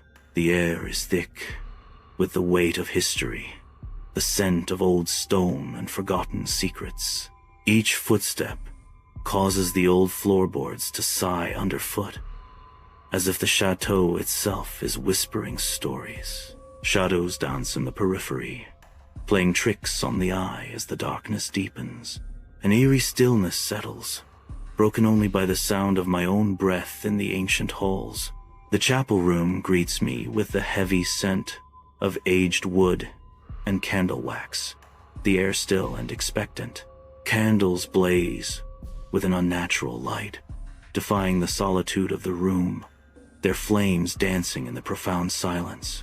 A sudden, biting cold descends, my breath misting in the air like a ghostly shroud.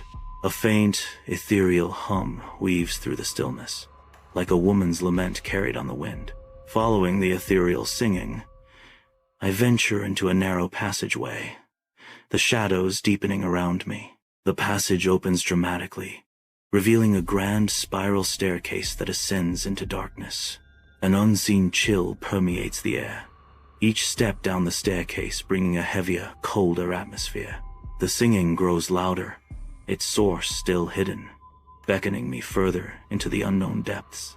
Each turn of the spiral staircase seems to twist not just downwards but into a darker, more haunting realm. The air itself presses in, thick with anticipation and dread, as the unseen choir calls me deeper. I step into a hidden chamber, the air thick with the scent of dust and forgotten secrets. Dust blankets every surface, undisturbed for ages, save for one striking exception. A tall, cracked mirror stands out against the gloom, its blackened gold frame hinting at a forgotten opulence. The mirror's surface reflects the dim light, distorting the chamber and adding an unsettling depth to the scene. An ethereal singing grows more distinct, resonating from an unseen source within the chamber. The haunting melody envelops me, drawing me closer to the mysterious mirror and its secrets. In the hidden chamber, I cautiously approach the ancient mirror, its surface clouded with age and mystery. A chilling reflection materializes. A woman in a flowing green gown stands silently behind me, her presence spectral and unsettling. Her dark hair frames a face with hollow eyes, a haunting visage that sends a shiver down my spine. I whirl around, heart pounding, but find only empty space where she stood moments before, the chamber's silence amplifying my fear. Inside the hidden chamber, my gaze is drawn back to the ancient mirror, an unsettling anticipation gripping my heart. The reflection remains, hauntingly familiar, yet disturbingly altered, a silent echo of a forgotten past. Her mouth moves in the glass, forming words that dance just beyond my comprehension, a ghostly whisper in the stillness.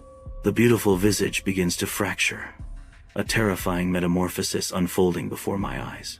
A second face emerges, torn and grotesque, a horrifying revelation of the duality hidden within the mirror's depths.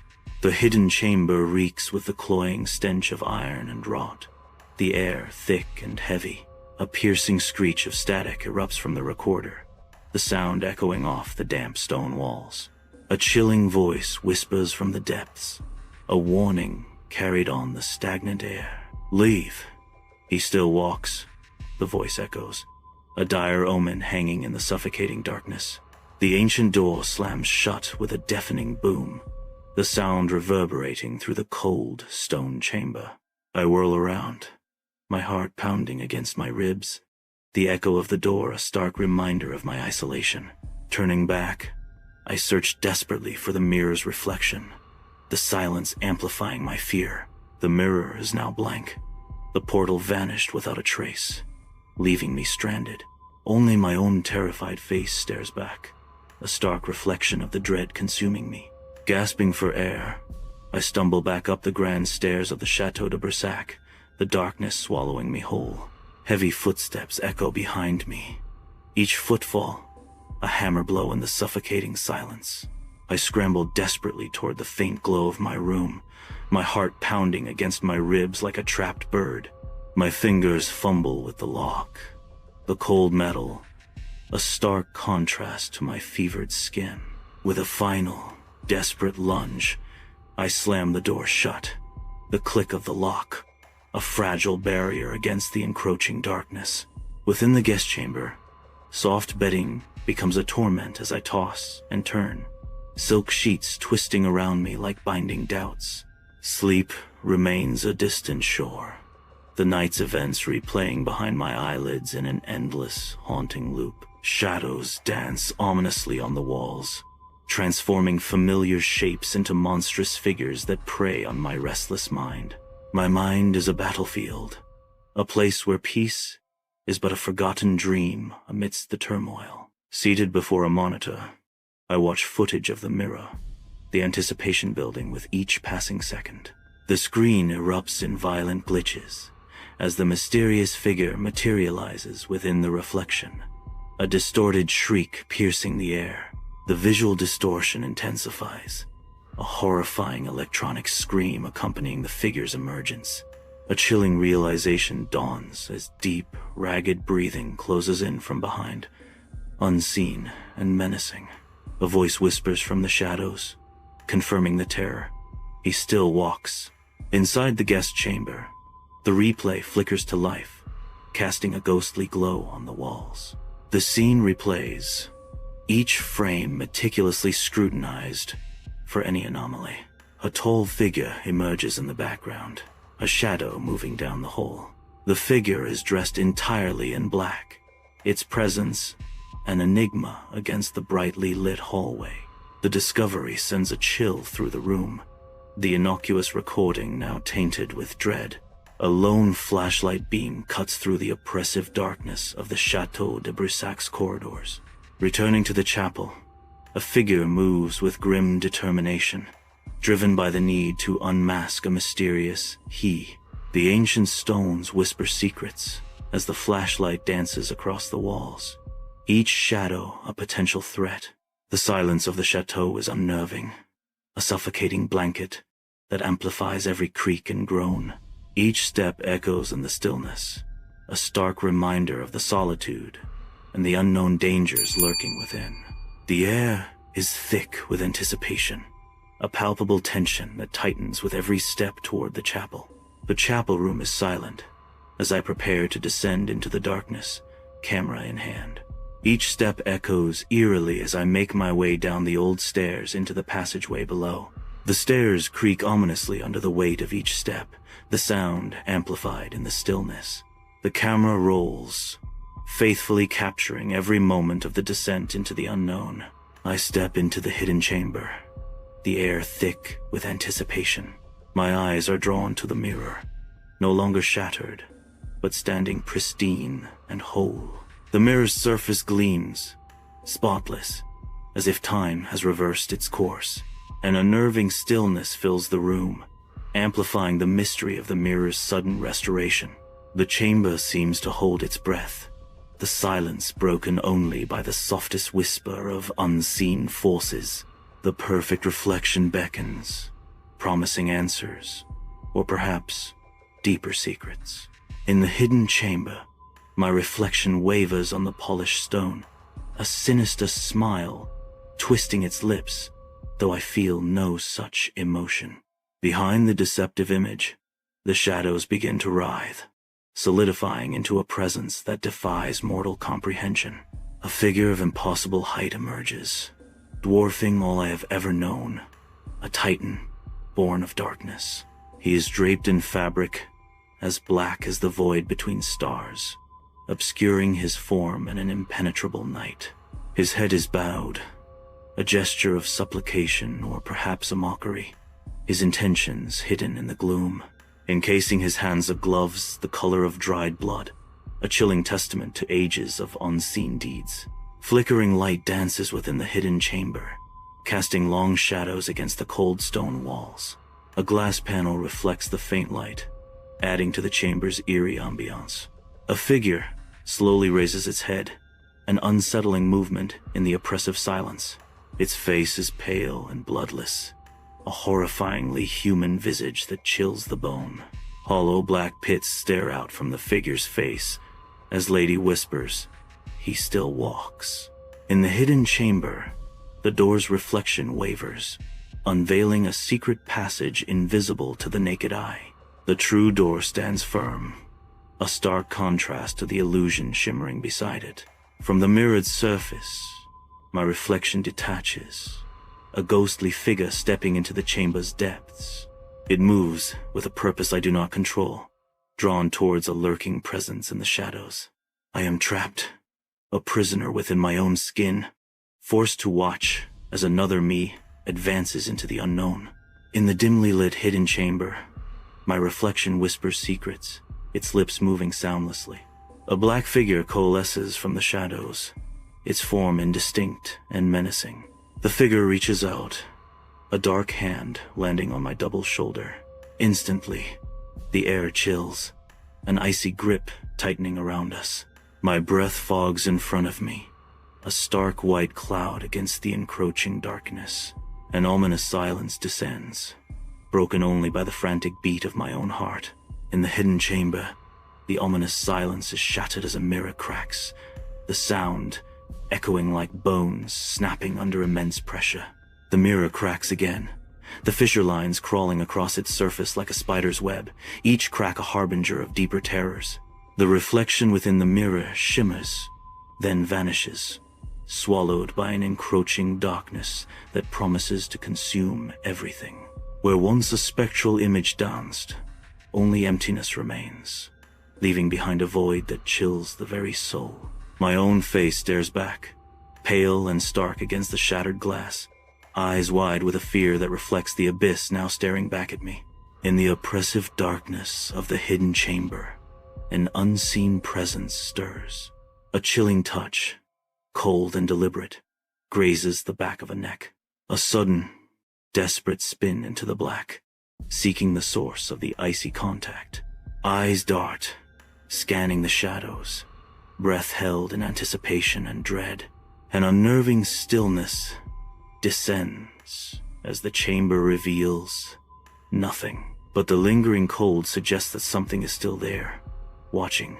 In the dim corridors of the Château de Brissac, shadows dance with the moonlight, casting an eerie glow. My gaze catches a disturbance in the dust, muddy footprints marring the ancient floor. Each print is heavy and deep, a story etched in the grime of the chateau.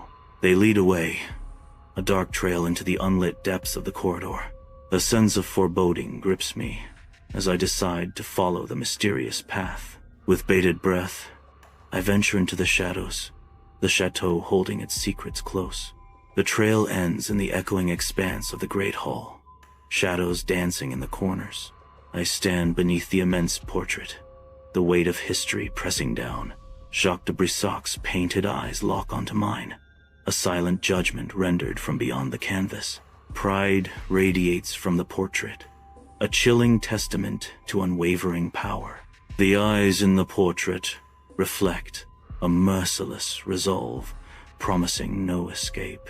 A low whisper stirs in the great hall, a barely audible tremor in the vast space. The whispering intensifies, coalescing into distinct voices. A man's voice emerges, laced with anger, cutting through the silence. Overlapping it, a woman's voice, fragile and pleading, rises in response. The voices clash and intertwine, their intensity escalating. The hall seems to vibrate with the growing conflict, the unseen drama filling the air. Torches flicker in the great hall, their light painting the ancient stone walls with dancing shadows. Dust motes swirl and shimmer in the air, illuminated by the erratic flames. A man's voice echoes through the hall, laced with a haunting question. Do you think death frees you? A woman's voice, sharp with resentment, cuts through the silence. You chained me here. Her words hang in the air, heavy with accusation and despair. The woman's voice drops, tinged with a chilling revelation. You chained us both. Flickering torchlight dances across the great hall, revealing an unsettling tremor in the ancient portrait on the wall. A rain of dust cascades from the high ceiling as the canvas ripples, the painted surface seeming to writhe with unnatural life. Jacques' noble face contorts within the frame, his features warping into a monstrous visage under the eerie light. The transformation intensifies, a once familiar face now, a horrifying mask of unrecognizable malevolence. Darkness descends as the flashlight dies, plunging the great hall into absolute blackness. A chilling grip tightens around my wrist, the touch both firm and unexpected. Panic flares as the unseen presence holds me captive in the suffocating dark. The unknown assailant's touch sends shivers down my spine. Fear now my only companion. A scream pierces the silent night within the Château de Brissac, a desperate sound echoing through the ancient halls. I wrench myself free, stumbling, my heart pounding against my ribs like a trapped bird. The grand main doors beckon in the distance, a promise of escape from the suffocating dread. But the hallway mocks my hope, stretching into an impossible length, an endless corridor of fear. Each step forward seems to lengthen the distance, the ornate walls blurring into a dizzying maze. The chateau itself seems to conspire, trapping me in its timeless, inescapable embrace. Eerie green light pulses through the tall windows of the Château de Brissac hallway, casting long dancing shadows on the ancient stones. At the hallway's end, La Dame Verte appears, her presence an unsettling specter in the flickering light. Her two faces seem to merge and separate, a disturbing dance of fractured identity in the spectral glow. Her torn smile stretches wider, a grotesque invitation into the heart of madness and fear. I burst through the heavy side door, the ancient wood groaning in protest as I escape into the night. The vast courtyard of the Château de Brissac sprawls before me, cloaked in shadow and mystery. The night air hits me like a wall, a stark contrast to the stuffy, oppressive atmosphere I leave behind. But even here, under the vast, indifferent sky, the sound persists, an ominous echo of pursuit. Footsteps pound just behind mine, a relentless rhythm that shatters the tranquility of the night and fuels my desperate flight. In the Château de Brissac courtyard, I desperately jam the key into the ignition. The engine sputters, a false promise in the night, then falls silent, refusing to yield. Swirling fog obscures everything beyond the car, a thick, impenetrable curtain. A shape begins to materialize in the rearview mirror, an eerie presence forming from the mist. The lady stands just behind the car, an ethereal figure emerging from the fog. Her eyes glow faintly green, piercing the darkness with an otherworldly light. Bathed in pale moonlight, the ancient stones of Château de Brissac's courtyard whisper tales of centuries past. Towering shadows stretch from the chateau's walls, distorting reality into a canvas of mystery. High above, silhouetted against a distant window, a figure stands, her form both ethereal and haunting. Her lips move in silent supplication, a single word escaping into the night. Free. A sudden, sharp crack echoes through the courtyard, breaking the stillness of the night. The sound of shattering glass reverberates, a stark punctuation to the whispered plea. Sunlight bathes the Château de Brissac courtyard as I awaken, disoriented. The car door creaks in the gentle breeze, a silent question mark hanging in the air. My camera rests on the passenger seat, its red recording light, a persistent, unsettling glow. The screen replays my vacant stare, hours melting away in a disturbing, unfocused gaze. Sunlight bathes the courtyard of the Château de Brissac, illuminating ancient stones and manicured gardens. Peace reigns until a shadow stretches across the scene, a fleeting disturbance in the idyllic setting. A tall, black figure materializes, an ominous presence against the bright backdrop. The figure strides purposefully, their forms stark and imposing as they move with a determined gait. They walk away from the camera, their back turned, shrouded in mystery and hinting at secrets. The chateau looms in the distance, an ancient sentinel drawing the dark figure into its depths, promising unknown encounters. Sunlight floods the Château de Brissac's reception hall, illuminating dust motes dancing in the air. Madame Durand approaches, her face a mask of deep worry, etched with the harsh lines of concern. "You were lucky to be alive," she says, her voice laced with a mixture of relief and apprehension. The narrator recounts the spectral visions, the words hanging heavy in the sunlit air. Madame Durand listens intently, her expression unchanging, a knowing glint in her eyes. The narrator finishes, and Madame Durand simply nods, her silence more telling than any words. Sunlight floods the Château de Brissac's reception hall, motes of dust swirling in golden beams. Tapestries of valor and courtly love hang silent, their stories woven into the very fabric of the ancient walls. The air hangs heavy with the aroma of aged stone and beeswax, secrets lingering in every corner. The voice of narration echoes through the hall. "He walks the halls when the moon is new," she says. "He searches for her, and for those who disturb their peace." Inside the Château de Brissac, in the grand reception hall, she extends her hand. Resting on her open palm is a single green thread, aged and frayed. The thread looks like it has been handled countless times, a silent testament to its history. "She leaves one for those who survive," she says, her voice a low murmur. Her eyes reflect a deep knowing as she urges, her way of saying, "Run." The car crunches on the gravel as I pull away from Brissac, leaving the ancient chateau behind. In the rearview mirror, a solitary figure stands at the highest window of the chateau.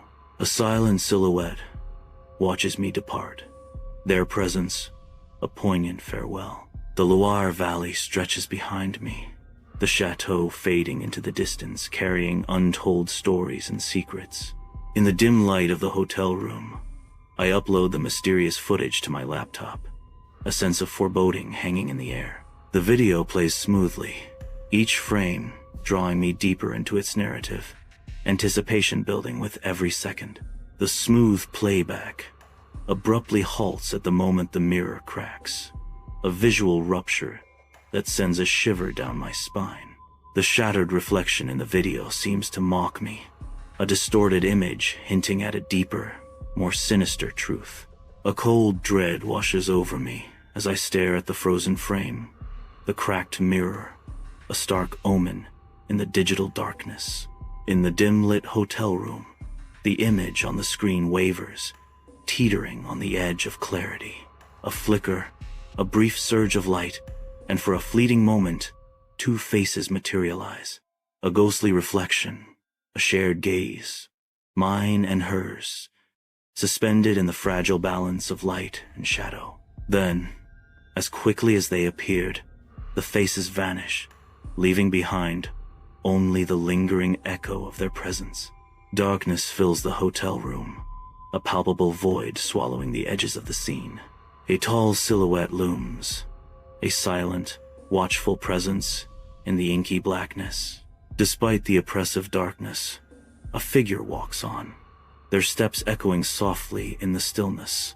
Each step is a defiance against the encroaching shadows, a journey into the unknown.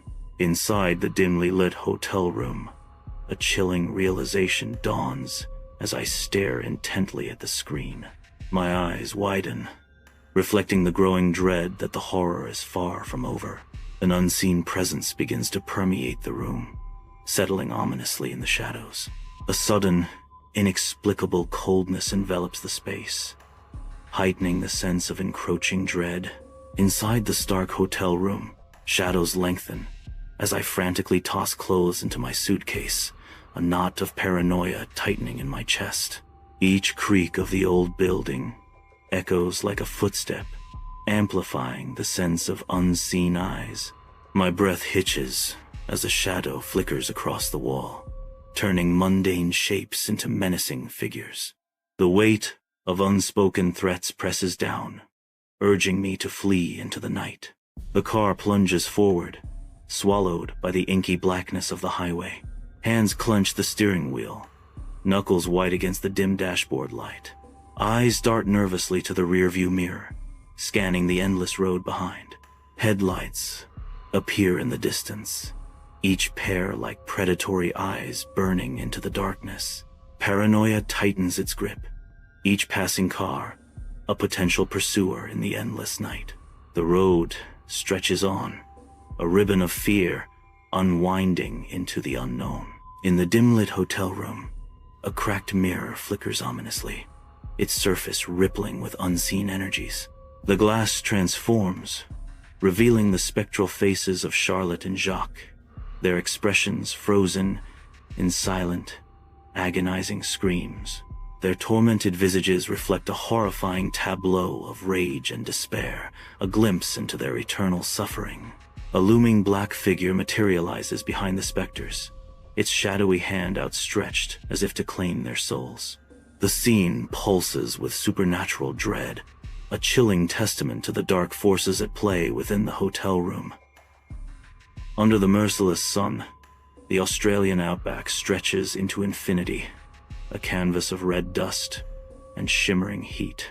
I stand beside the truck, fine-tuning the sound equipment, as the oppressive silence amplifies the landscape's desolation.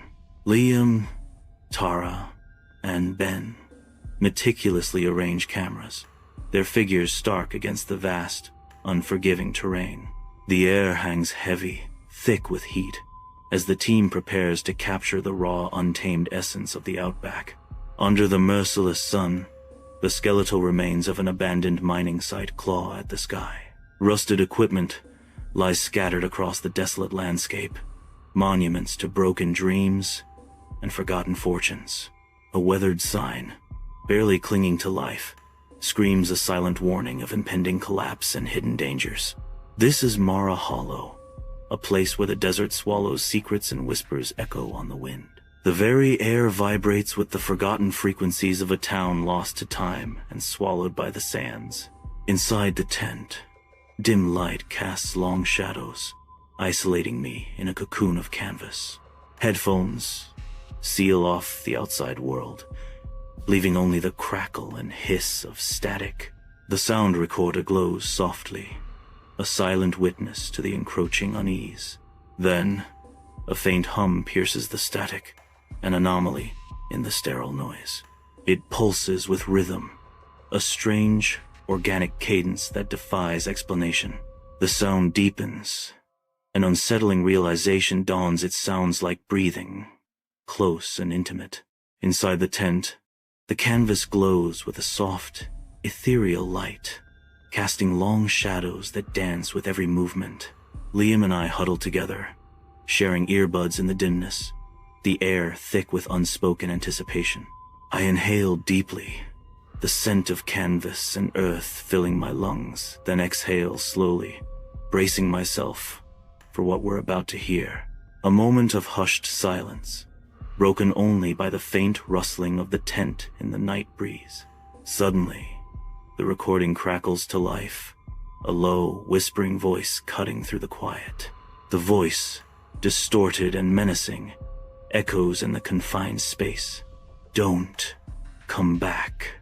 Dawn breaks over the desolate mineshaft entrance as I approach, a sense of foreboding hanging heavy in the air. I retrieve the recorder, the cold metal, a stark contrast to the heat rising within me. The tape spins, and familiar voices fill the silence, yet twisted, wrong. A chilling realization dawns as I listen to the distorted echo of ourselves, a horrifying mockery of our words. Inside the tent, I press play, the recording filling the small space with disembodied voices. Liam, Tara, and Ben listen with growing disbelief, their faces etched with confusion. The voices on the tape echo words twisted and unfamiliar, a dark mockery of our own. Tara lets out a nervous laugh, the sound brittle and unconvincing in the tense atmosphere. Her eyes betray the laughter, a flicker of unease dancing within their depths. The weight of the unheard accusations hangs heavy in the air, a silent threat dividing us. The mine shaft entrance looms, a gaping maw in the darkness.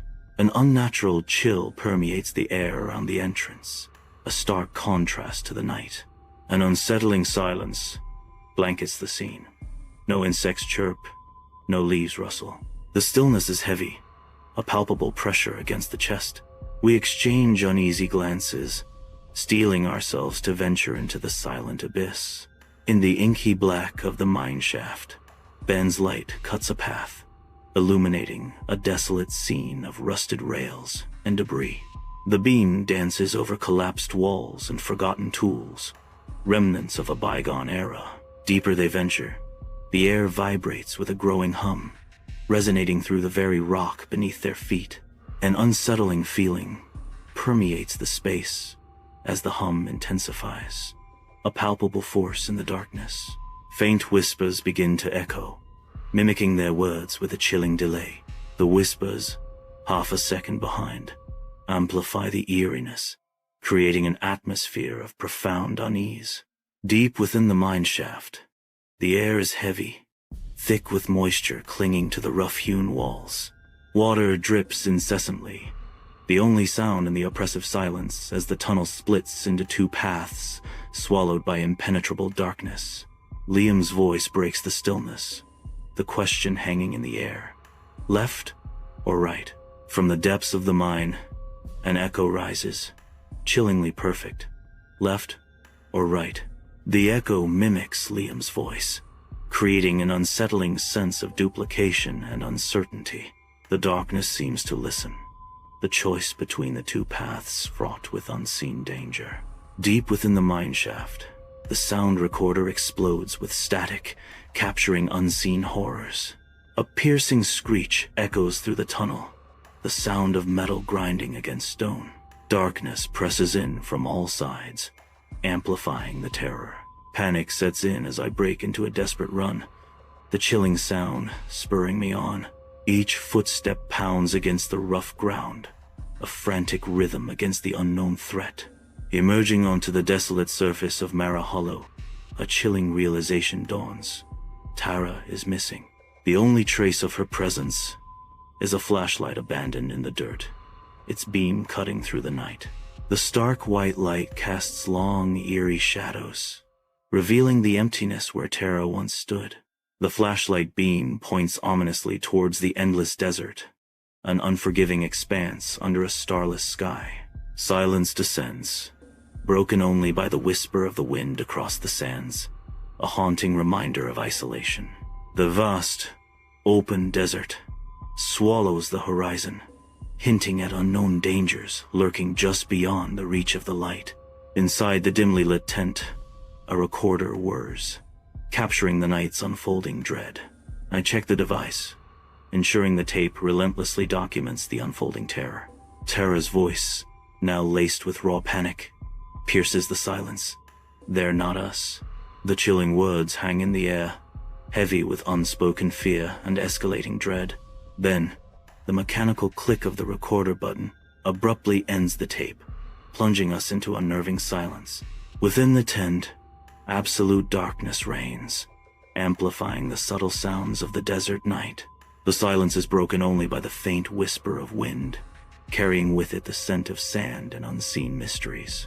A creeping unease settles in as phantom footsteps seem to circle the tent, their soft crunching a chilling prelude. Each rustle and shift of sand hints at an unseen presence, drawing closer in the suffocating darkness. Dawn breaks, casting a gentle light over the weathered tent. Dust motes dance around an old recorder sitting just outside the tent flap, a silent sentinel of forgotten days.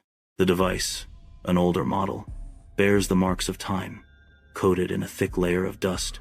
Attached to it, a label reads simply, Day 5. The label hints at a story untold, a journey marked by the passage of time. The recorder stands as a testament to the relentless march of days, each one leaving its mark on the silent machine. Inside the tent, the old tape player sputters to life, filling the cramped space with static. Liam's voice crackles from the speaker, a chilling testament to his mounting terror. "It does not stop." Liam's voice echoes, distorted and desperate. It keeps repeating. The tape spins, capturing Liam's voice as he continues. "We die, and it resets. God help us." It resets. The audio cuts out suddenly, leaving only the hum of the machine and the weight of Liam's final words hanging in the air. A single gunshot rings out from the tape, abruptly ending the recording and leaving a silence that is even more terrifying.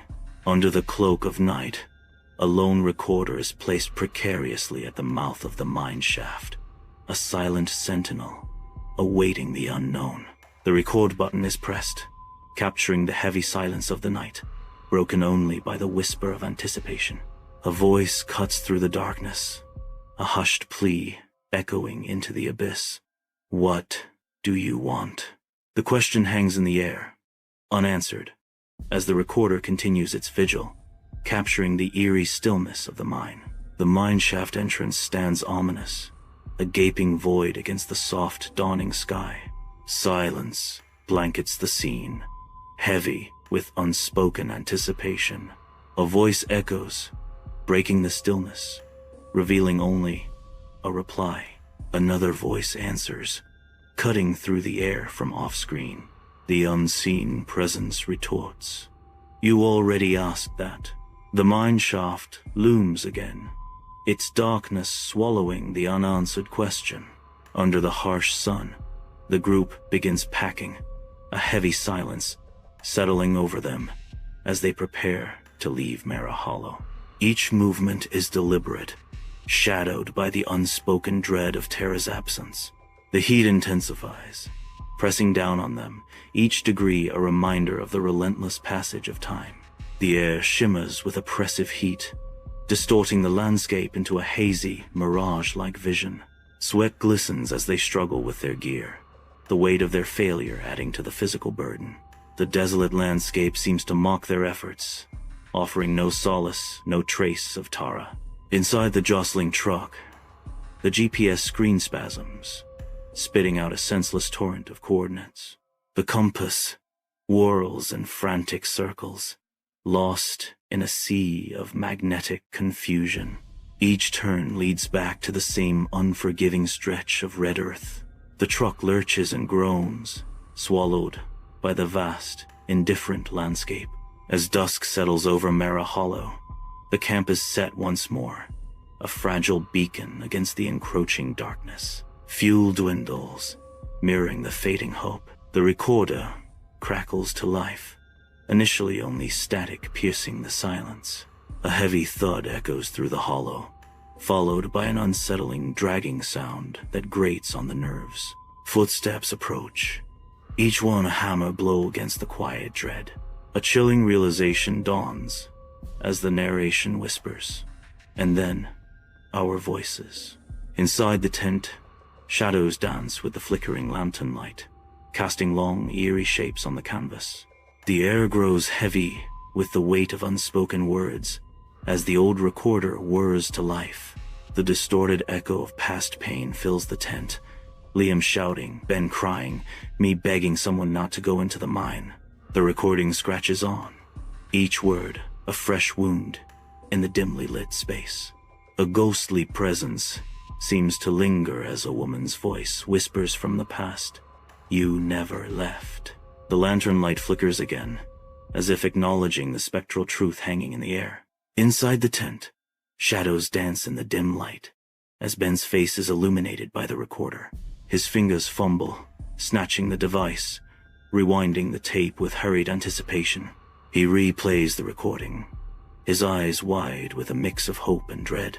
The tape is blank, the whispers gone, replaced by an unnerving static that fills the tent. A look of disbelief washes over Ben as the silence screams louder than any ghost. I awaken to Ben's voice drifting from outside the tent, his words swallowed by the vast, indifferent night. He stands silhouetted against the mineshaft entrance, facing the impenetrable darkness as if drawn to its abyss. His gaze is distant, his eyes reflecting a haunting emptiness that chills the very air around him. The darkness seems to echo the hollowness within him, a silent testament to unseen struggles. Under a starless sky, the mineshaft entrance gapes like a dark abyss, promising unknown terrors. A chilling wind whispers through the decaying wooden supports, a mournful song echoing the mine's grim history. Ben halts at the precipice, his face ghostly pale in the faint, eerie light spilling from within. Doubt etches lines around his eyes, a stark testament to the dread he cannot mask. His voice trembles, a mere whisper against the wind's howl. They said we have to go back. A final, desperate admission hangs in the air as he resigns himself to the inevitable. They said, that's how we end it. Inside the mineshaft, I race after Ben, the flashlight beam cutting a path through the choking dust. Ben's echoing footsteps lead me deeper into the earth's stark embrace. A piercing scream shatters the silence, abruptly halting my pursuit. The flashlight beam sputters, casting wild, erratic shadows that dance like specters. Darkness descends as the beam dies completely, leaving me alone in the suffocating blackness, the scream still ringing in my ears. Pitch black, utter darkness envelops everything in the mineshaft. A hand fumbles, blindly seeking purchase in the void. The recorder's button clicks, a small sound amplified in the suffocating silence. A low hum begins, resonating deep within the earth. Whispers emerge from the hum, soft voices overlapping, indecipherable, yet haunting. Cries echo faintly, weaving through the whispers, a chorus of unseen sorrow filling the darkness. The air in the mine shaft hangs thick and damp, heavy with the weight of the earth. The beam from the headlamp cuts through the oppressive darkness, a lonely beacon in the abyss. A chill crawls up the spine, a primal fear stirred by the unseen. Ben's voice echoes eerily through the shaft. You're recording it again, aren't you? Spinning around. The headlamp beam dances wildly, revealing only empty darkness and the chilling realization that there is no one there. I burst back into the open air of Mara Hollow, gasping for breath. A chilling realization dawns as I scan the horizon. Everything has changed. The camp, once a beacon of safety, has vanished into the night. The truck, our only means of escape, is nowhere to be seen. Above, the sky is a terrifying void, darker than any night I've ever known. Under the cloak of night in Mara Hollow, Liam sits motionless by the fire pit, his figure silhouetted against the flickering flames. His hands, stained crimson, betray a history of violence, a dark secret etched into his very being. The fire crackles, casting dancing shadows that seem to whisper tales of past deeds and hidden sins. Liam's eyes, hollow and distant, reflect the inferno of memories that consume him. A haunting echo reverberates through the hollow as he speaks, his voice a mere breath against the night's silence. "We've done this before," Liam whispers, the chilling words hanging in the air like a death knell. In the stillness of Mara Hollow, Liam extends a hand, offering a recorder, as if it holds the weight of the world. The night air presses in, heavy with unspoken truths and chilling revelations. His voice barely a whisper, Liam's words cut through the silence. "This was you." His accusing eyes search mine as he delivers the crushing blow. "You brought it back. Every time." Under the veil of night, Liam emerges, his figure stark against the faint moonlight, long shadows trailing behind him.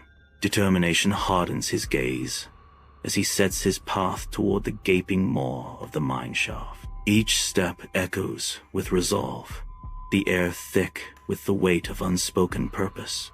"I'm ending it this time," Liam declares, his voice a low, resonant promise against the stillness.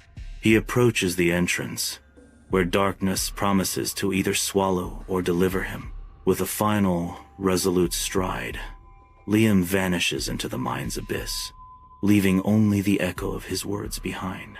Deep in the mine shaft, darkness swallows the light as I venture forward, calling Liam's name into the abyss. My voice splinters, echoing through the narrow passage, each syllable distorted by the oppressive stone. The darkness seems to breathe, the echoes morphing into whispers that tease the edge of madness.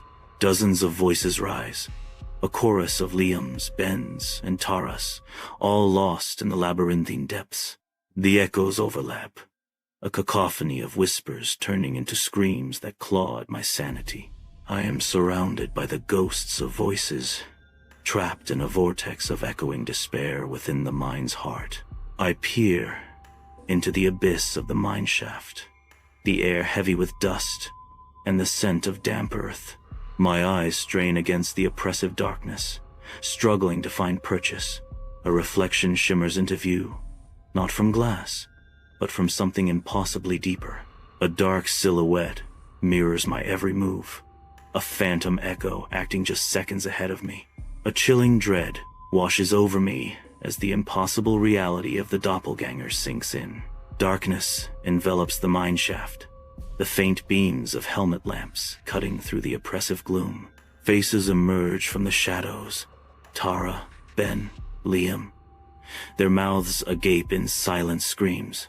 A deafening hum vibrates through the rock, amplifying the terror etched on their faces. The air crackles with unseen energy, the darkness pressing in, a palpable threat. The sun blazes down upon Mara Hollow, its relentless heat reflecting off the red earth. I awaken to find the mine vanished, leaving no trace upon the barren landscape. Where the entrance stood, there is only flat, unforgiving desert, stretching to the horizon.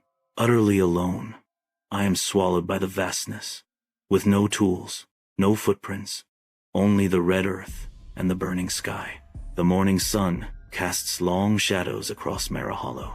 Amidst the morning dew, a recorder lies on the ground, a silent witness to unseen events.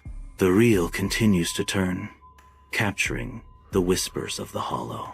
The spinning reel hints at secrets yet to be uncovered. The room is shrouded in shadows, the only light emanating from a solitary lamp, casting long, eerie shadows across the walls. I press play on the old recorder, the mechanism whirring softly as it awakens from its slumber. A hiss of static erupts from the speaker, a prelude to the ghostly voice that is about to emerge. Then, a voice cuts through the static, my own, yet distant, trembling with an unsettling fear. The voice echoes in the dimness, a haunting reminder of what is to come. "If you hear this, it means the loop has started again. the voice whispers, sealing my fate. Consumed by desperation, I unleash a furious assault on the recorder, determined to obliterate its existence. I burn it to ashes, the acrid smoke a testament to my futile efforts. I smash it into irreparable pieces, the fragments scattered like fallen hopes. Yet, despite my desperate measures, the recorder reappears, an unwelcome specter haunting my doorstep. Bathed in the dim glow of a lone lamp, I sit shrouded in shadows, an island of solitude in my own home. The recorder sputters to life, a hiss of static preceding the ghostly echoes of voices. I press play again, my brow furrowed in concentration as the haunting recording fills the silence. Each word, each sound, a perfect, chilling replica of the last, weaving a tapestry of déjà vu and unease. The familiar creaks of my home echo ominously, each shadow deepening with unseen dread. An unnatural stillness hangs in the air, heavy and suffocating. A cold shiver snakes down my spine, raising gooseflesh in its wake. The hairs on my neck bristle, sensing an unseen presence drawing near. A voice whispers from the darkness, a chilling promise. Next time, it's your turn to stay. Under the relentless desert sun, a lone car speeds down the endless highway, a tiny speck against the vast, unforgiving landscape. Heat shimmers above the asphalt, blurring the horizon into a hazy, indistinct line. The landscape stretches out in every direction, an ocean of sand and rock, amplifying the feeling of utter isolation. The car presses on, a desperate journey into the heart of the sun-baked wilderness. Each mile devoured deepens the sense of being utterly lost, swallowed by the immensity of the desert. The sun beats down, turning the car into a furnace on wheels, a symbol of perseverance against the elements. Inside the dingy motel room, long shadows stretch across the worn furniture, cast by the flickering neon sign outside. The television sputters with static, its hum filling the otherwise heavy silence. The air hangs thick with the scent of stale smoke and forgotten dreams. An unsettling stillness settles over the room, promising a night of unease. In the dim motel room, I kneel beside the bed, my fingers ghosting over the threadbare carpet. My fingers brush against something hidden. I find another recorder tucked away, its plastic casing scratched and faded with time. The label, scrawled in shaky handwriting, reads, Day 1. My heart plummets, the weight of untold secrets dragging me down. A cold dread washes over me, each breath heavy with the anticipation of revelations to come. In the dim motel room, a tape player whirs, casting shadows that dance with the echoes of past words. The beginning of the loop plays again, each repetition a stark reminder of what has been lost. A voice, once vibrant, now tinged with resignation and heartbreak, fills the small space. Each word hangs heavy in the air, a testament to the crushing weight of despair and acceptance. I am drawn back to Mara Hollow, the landscape familiar yet heavy with unspoken history. The mine looms in the distance, a silent sentinel against the skyline. Its dark entrance seems to beckon, a magnetic pull, drawing me closer against my will. Each step forward echoes with the weight of memories, both real and imagined. The air grows thick with anticipation as the mine dominates my vision. I feel an invisible force guiding me, as if the mine itself is alive and waiting. The mine shaft yawns, an abyss of darkness consuming the fragile beam of my headlamp. An oppressive silence descends, broken only by the frantic beat of my own heart. Whispers begin to coil around me, slithering from the shadows, growing louder, more insistent. I feel them crawling beneath my skin, an army of unseen horrors invading my very being. The air in the mine shaft is thick, heavy with the scent of damp earth and unseen dangers. A shimmering reflection flickers on the wet rock, catching the dim light in an eerie dance. But this time, The reflection is different, alive with a sinister presence. A slow, deliberate smile stretches across its face, a silent acknowledgement of its power. Trapped in the suffocating darkness, the weight of the reflection's knowing gaze becomes unbearable. In the deep, dark mine shaft, a chilling reflection extends a spectral hand. I feel a cold, firm grasp as the ghostly hand envelops mine, sending a shiver down my spine. The world around me begins to spin, reality blurring into a vortex of shadows and light. A dizzying sensation overwhelms me as the mine shaft transforms into an ethereal abyss. Awakening in the stark expanse of Mara Hollow, the desert stretches endlessly under the morning sunday. The recorder lies silently beside me, a stark reminder of past echoes. A profound shift washes over me. The isolation fades. An unexpected sense of belonging dawns, a connection to the ancient land. The air vibrates with newfound understanding, a silent harmony. The desert no longer feels barren, but alive, whispering secrets. The mine shaft entrance looms, a dark maw in the earth, under the vast sky. With newfound resolve, I approach the entrance, each step measured and deliberate. The air grows heavy with anticipation as I draw closer to the mine's silent threshold. No longer haunted by fear, I embrace the path ahead, my purpose clear and unwavering. I stand in the mine shaft's oppressive darkness, the scent of damp earth filling my senses. Forgotten minerals cling to the walls, silent witnesses to the passage of time. Distant whispers fade into nothing, leaving only the echo of my own heartbeat. An overwhelming sense of solitude descends, broken only by the drip, drip, drip of water.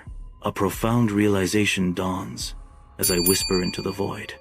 I am home.